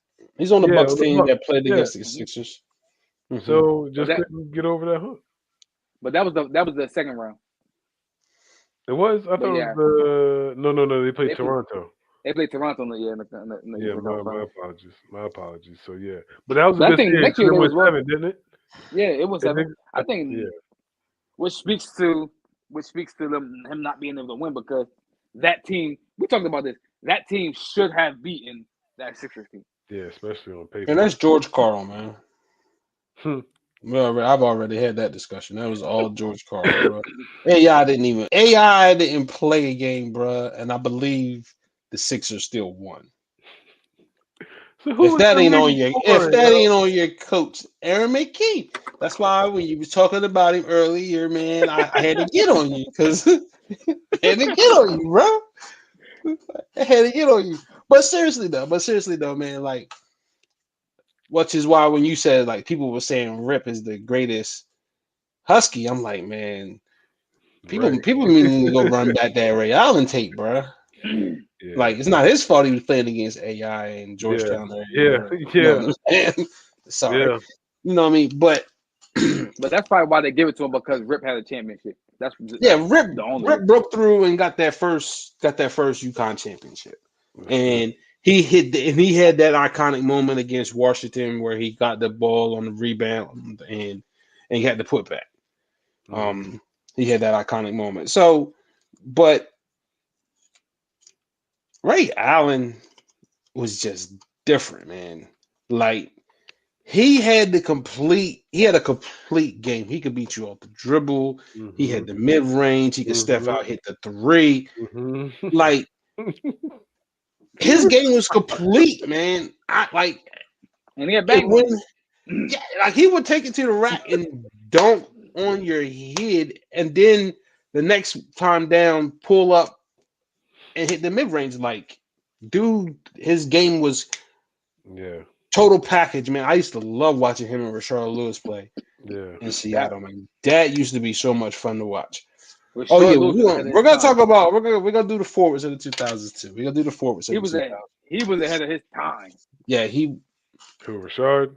yeah. In this Yeah. era, Yeah. Oh, he eat good in this era. He eat good in this era. It's a lot of guys. That's why I want to we're gonna do the forwards in another time, just because I know there's a few guys in there that I want to talk about that were ahead of their time and would be making really, really good money right now.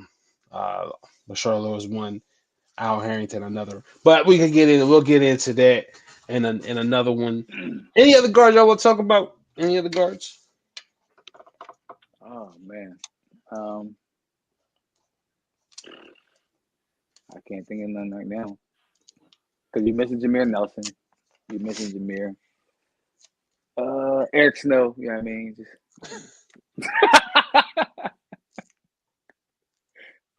what? Eric Snow was the point guard of a championship run. Yo, shout out to Eric Snow, man.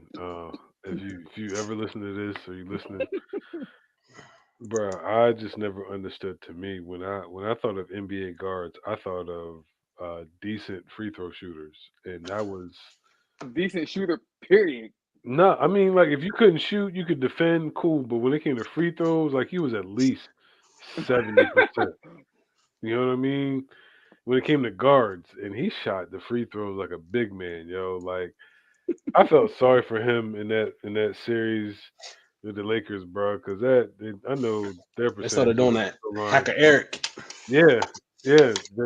That's not good when you're a guard, bro. That's not good at all. That's not. I All mean, right. so go ahead. I'm gonna mention him, a Michigan alum. We didn't talk about him, Hmm, and that's my man Jay Crossover.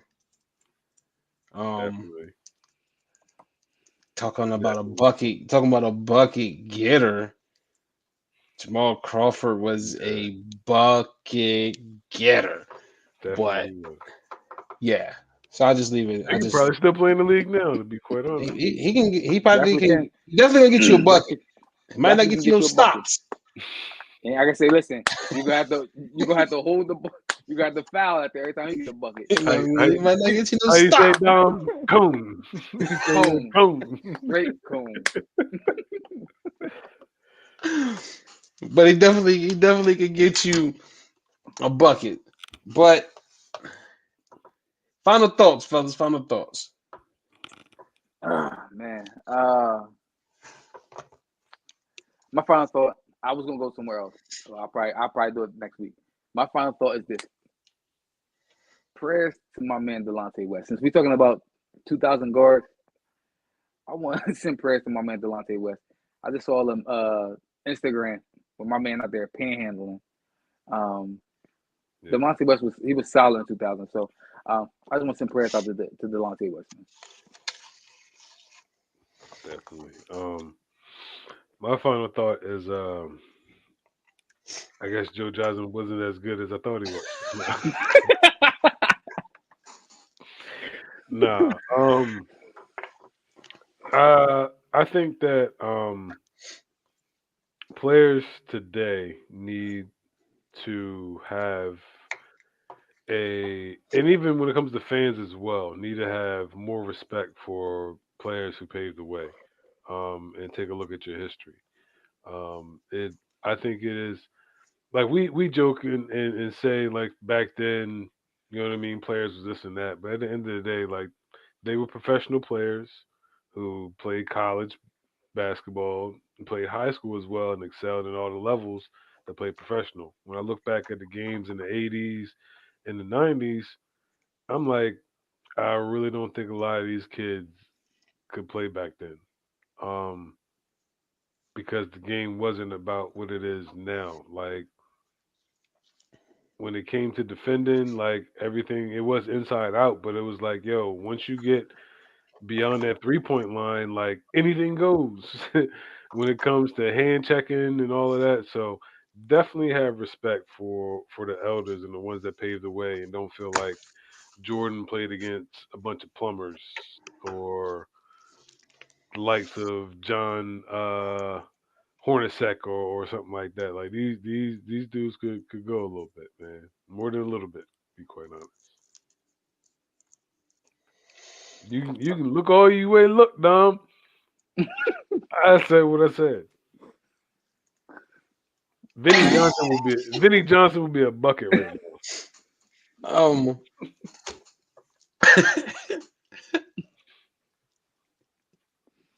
Um, my final thought. Tawani threw me off with What? that because I feel like Don want to rebuttal. Yeah, Like he I does. He do, does. I He do, does. I do. He does. He does. I feel like Don want to rebuttal. Like you know what, man? Funky, go ahead, Don. Rebuttal, man. Go ahead, man. You want it? Yo, listen. It gotta go both ways, man. We being real.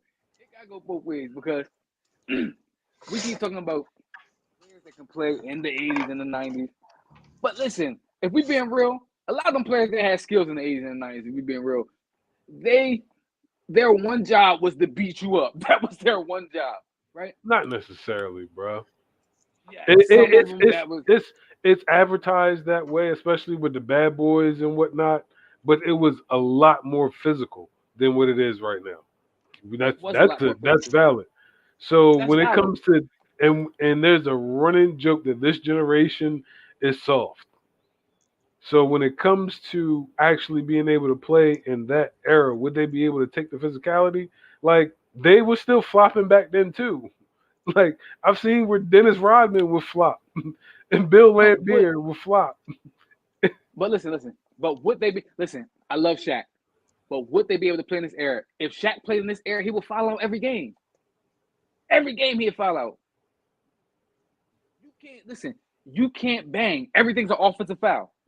And Shaq being bigger than everybody, he knocking everybody down. Offensive foul. Like, so I So think we got to give credence to this Joel ain't era. big. Joel ain't big.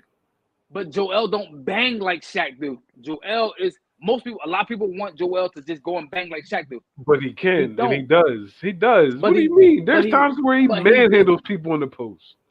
Not like how Shaq did, man. You're Shaq right. You're was- right. Because he does have an outside game. I give you that. But I mean, Joel dominates. Why do you think he's the most dominant big man in the league? Because he's He one of is. the only ones, if not the only one, that when it comes down there, you can't stop him. So you can't But say he also Shaq. but he also has a lot of finesse to his game. He Shaq does. was straight brute force. They're calling those offensive fouls every time. So I'm just saying it has to go both ways because these players are more skilled. You can agree with me this. These players are more skilled Mhm. than the ones in the 80s and the 90s. I disagree with that. Because of the rules. Say what you want. I believe they are more skilled because you can't just be brute force. You have to have more moves to your game. You have to have counters to counters. In the 80s and the 90s, I think, not, but I think is what I know, they were more, not saying they were more ISO-like, but it was more, okay, Jordan, go get a bucket. Okay, Cole, go get a bucket. Like, it was more, I'd have to disagree there. I'd have to disagree. I there. think today's players are more athletic, I would agree there. and I think that's where the buck stops. I think they're more skilled. I completely disagree with that. I don't even understand why people say that. Like, why do you say that? I think if we're talking about just if we're just talking about James Harden, I'm gonna take James Harden. As much as you don't like James Harden's offensive repertoire is more skilled than, I know people are gonna kill me. His offensive repertoire is more skilled. He has a more skilled repertoire than Jordan. Okay. All right, Joe. What's Yo, your final man, thought, Ben? What's your final thought, How Ben? do you? Why do? Why? What is he? If you look, Why? The Wayne, don't entertain it.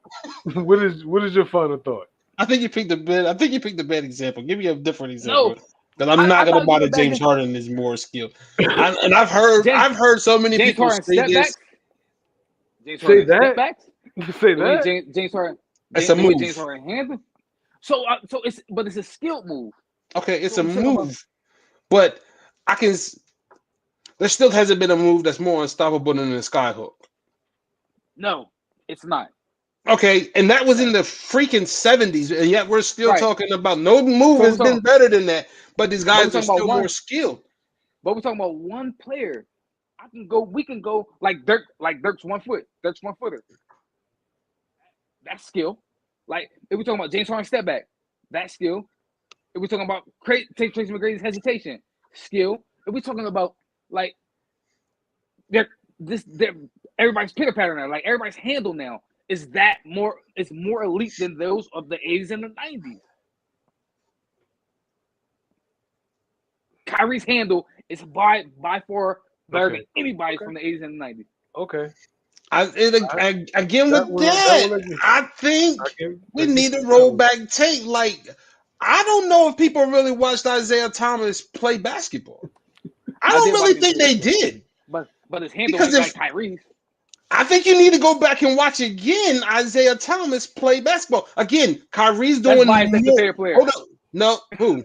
No, I'm It's because the rules, you got. though, bro. Kyrie is doing more moves, but that doesn't mean that his handle is better. And I think that's where a lot of people be getting confused with. Like, these guys have different moves. I still don't think there is a better crossover than Tim Hardaway's. I don't think there's been one. A better crossover than Tim Hardaway's. Just a fluid crossover, no outside of the ring, outside your body carry, just a fluid crossover. I don't think talking- there's been a better crossover than Tim Hardaway's. So you're talking about more compact crossover. Yes, I agree. But if we're talking about a better handle, But see, the thing is that back then though, the things that Kyrie would have been doing would have been called a carry. So I But really think again, that the rule change has helped as far as when you're talking about the handle nowadays. But I still don't think that somebody of the likes of Isaiah Thomas didn't have that in his package when he was in Chicago. but I'm saying we can't. So you making my point, right? So we can't say. That's why I said it has to go both ways. I'm not. I was. That's why I didn't say one era is better than the other. I just said it has to go both ways because I can't say that they couldn't play in the 80s and 90s when I don't know. Like Steph, we can take Steph for instance. They beat Steph up early on in his career. He got bigger, he got stronger, so now you can't push him around. You just can't tell me that players from this era wouldn't have adjusted to the likes of the physicality of that era. When we're talking about the great players, I think they can. But then when we're talking about the rest, I can say, what about the rest of the players that was in that era? Would they adjust to this era? and a few of them, I think they would. That's all I'm saying. Man, Horace That's fan out here. That's my Man, Horace final fan. thought. I got you, man. All right. You Maybe you just should have said- let me talk. You just said James Harden had more in his repertoire than Jordan now. I just said his skill, his step backs, his handles. I'm not saying he's a better player than Jordan, but we're talking about. Listen, we're talking about offensive skill sets. Mm-hmm. Jordan is a better offensive player than James Harden. I don't think he's a better offensive player than Kobe. I don't think he's a better offensive player than Kevin Durant. What makes Jordan great is because his on both sides. His mid-range game was great. He was great at what he did, which was the mid-range game. But if we're talking about the other level, the third level, which is the three-point line, he didn't have that in his repertoire till later on in his career. So that's what I'm saying. Like, it wasn't like that three-point line wasn't there. He just never adjusted to the three-point line. Good. And to say that he would do it in this era, we just don't know. Okay. So when I say James Harden is a better offensive, and vets and Hall of Famers have said this, they think James Harden is the best offensive player they've ever seen. that's laughable. I don't know what basketball I'm watching, man. I don't know what basketball I'm watching that a dude dribbled the ball 85 times and he finally makes a move to beat a dude because he didn't dribble the ball until the dude was tired of watching him dribble the basketball majority of the time. Like, it takes him 8, 9, 10 dribbles to. Anyway, my final Listen, thought. It's still offense, but I got you. Oh man, I know like you're a Duke fan and all. We disagree about like UNC and Duke, but this one I have to like. I can't even. Mm-mm. I don't even know if I can look at you right now, Dom. Listen. I don't know, We supposed to be going five Dom. up, but James Dom. Harden levels. Dom.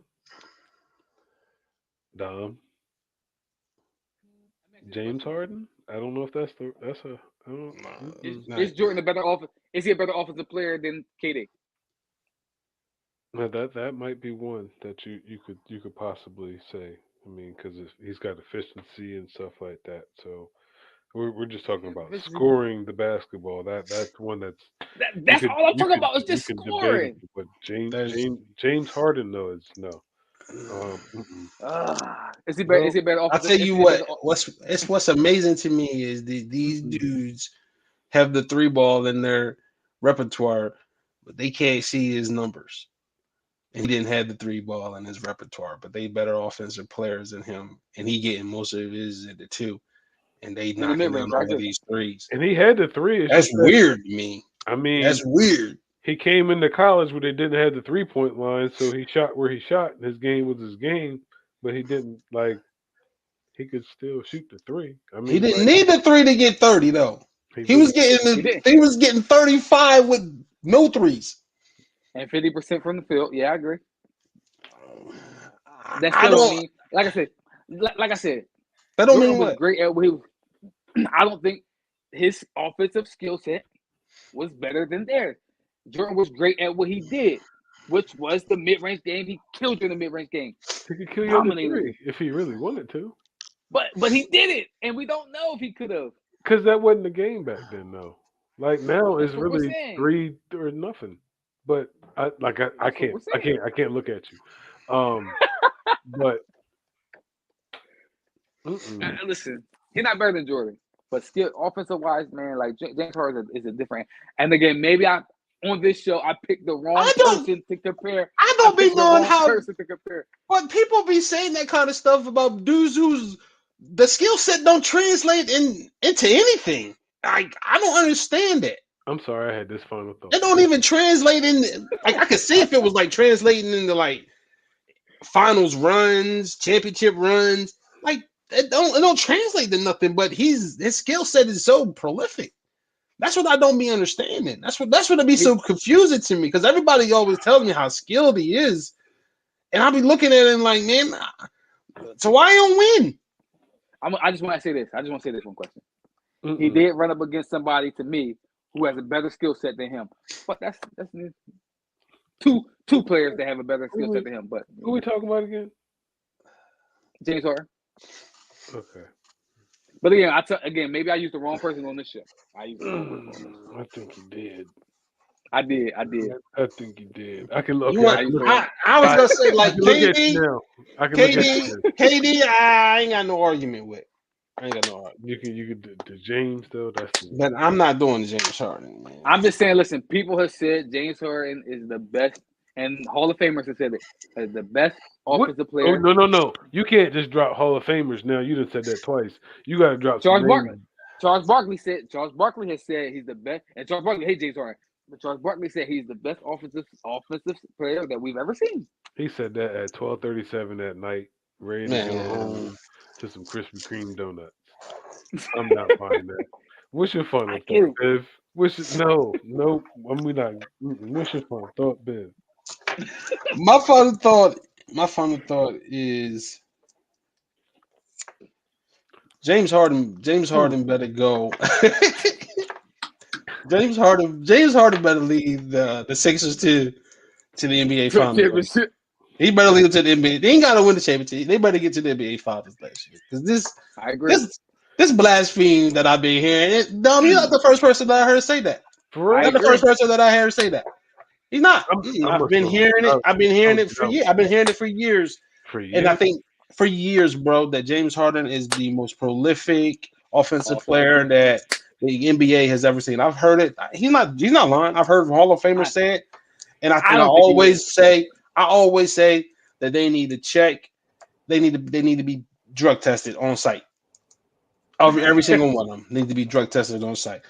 But that's my final thought. James Harden better lead the Sixers to the NBA Finals next year, barring any injury to somebody. Everybody fully healthy. James Harden, I agree. They saying you are the most prolific offensive player we have ever seen. I know you're probably not still dead, but if you 80% of that, the Sixers should go to the NBA Finals next year. I agree. So I don't think I want to say this. I don't think he's the most prolific offensive player I've ever seen. I don't think so.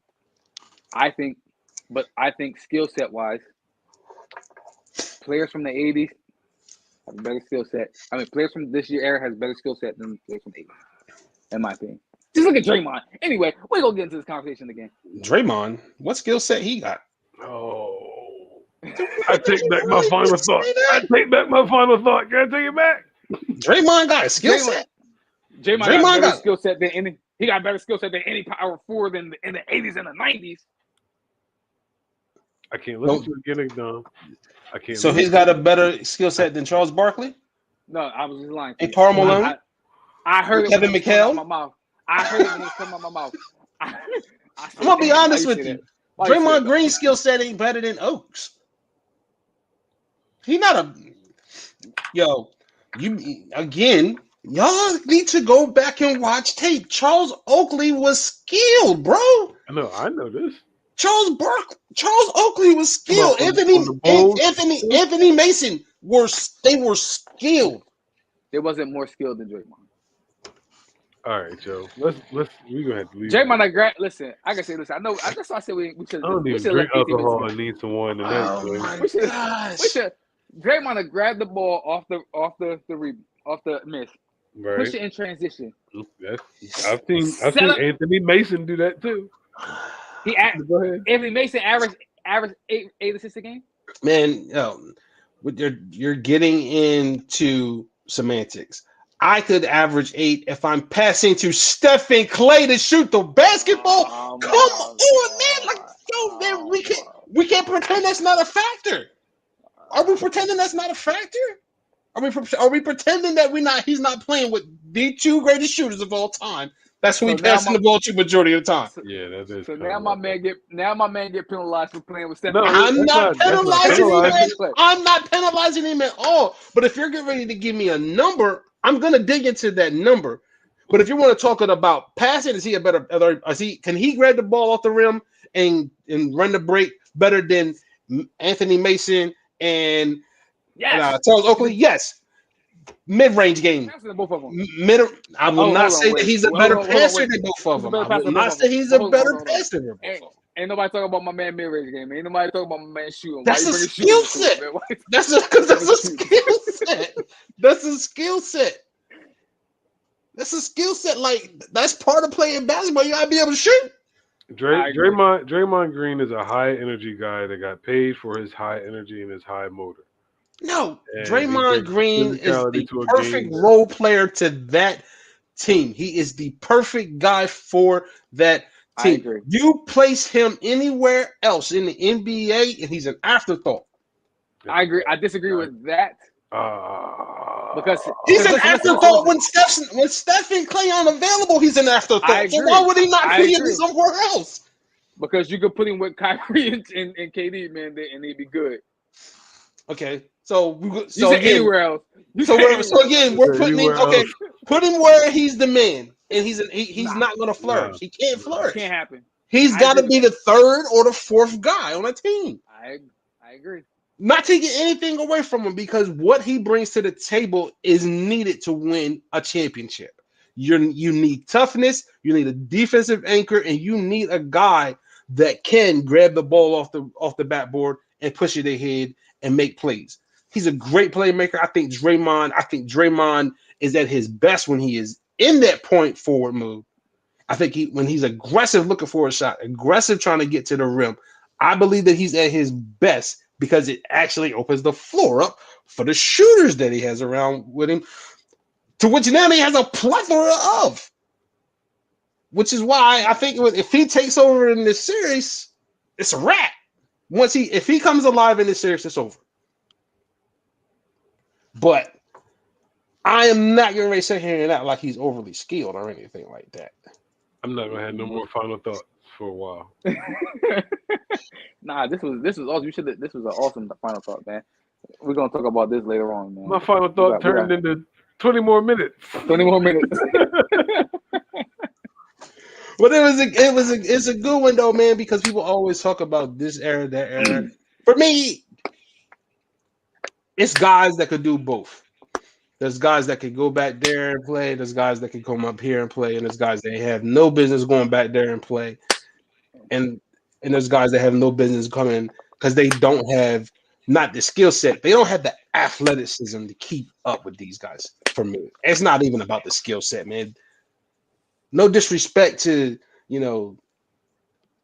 those guys in the 80s, but they're not running and jumping and keeping up with these guys like they are today, man. Even the guys that you think aren't that athletic, they still more athletic than a lot of the guys in the 80s. Like Steph isn't that athletic.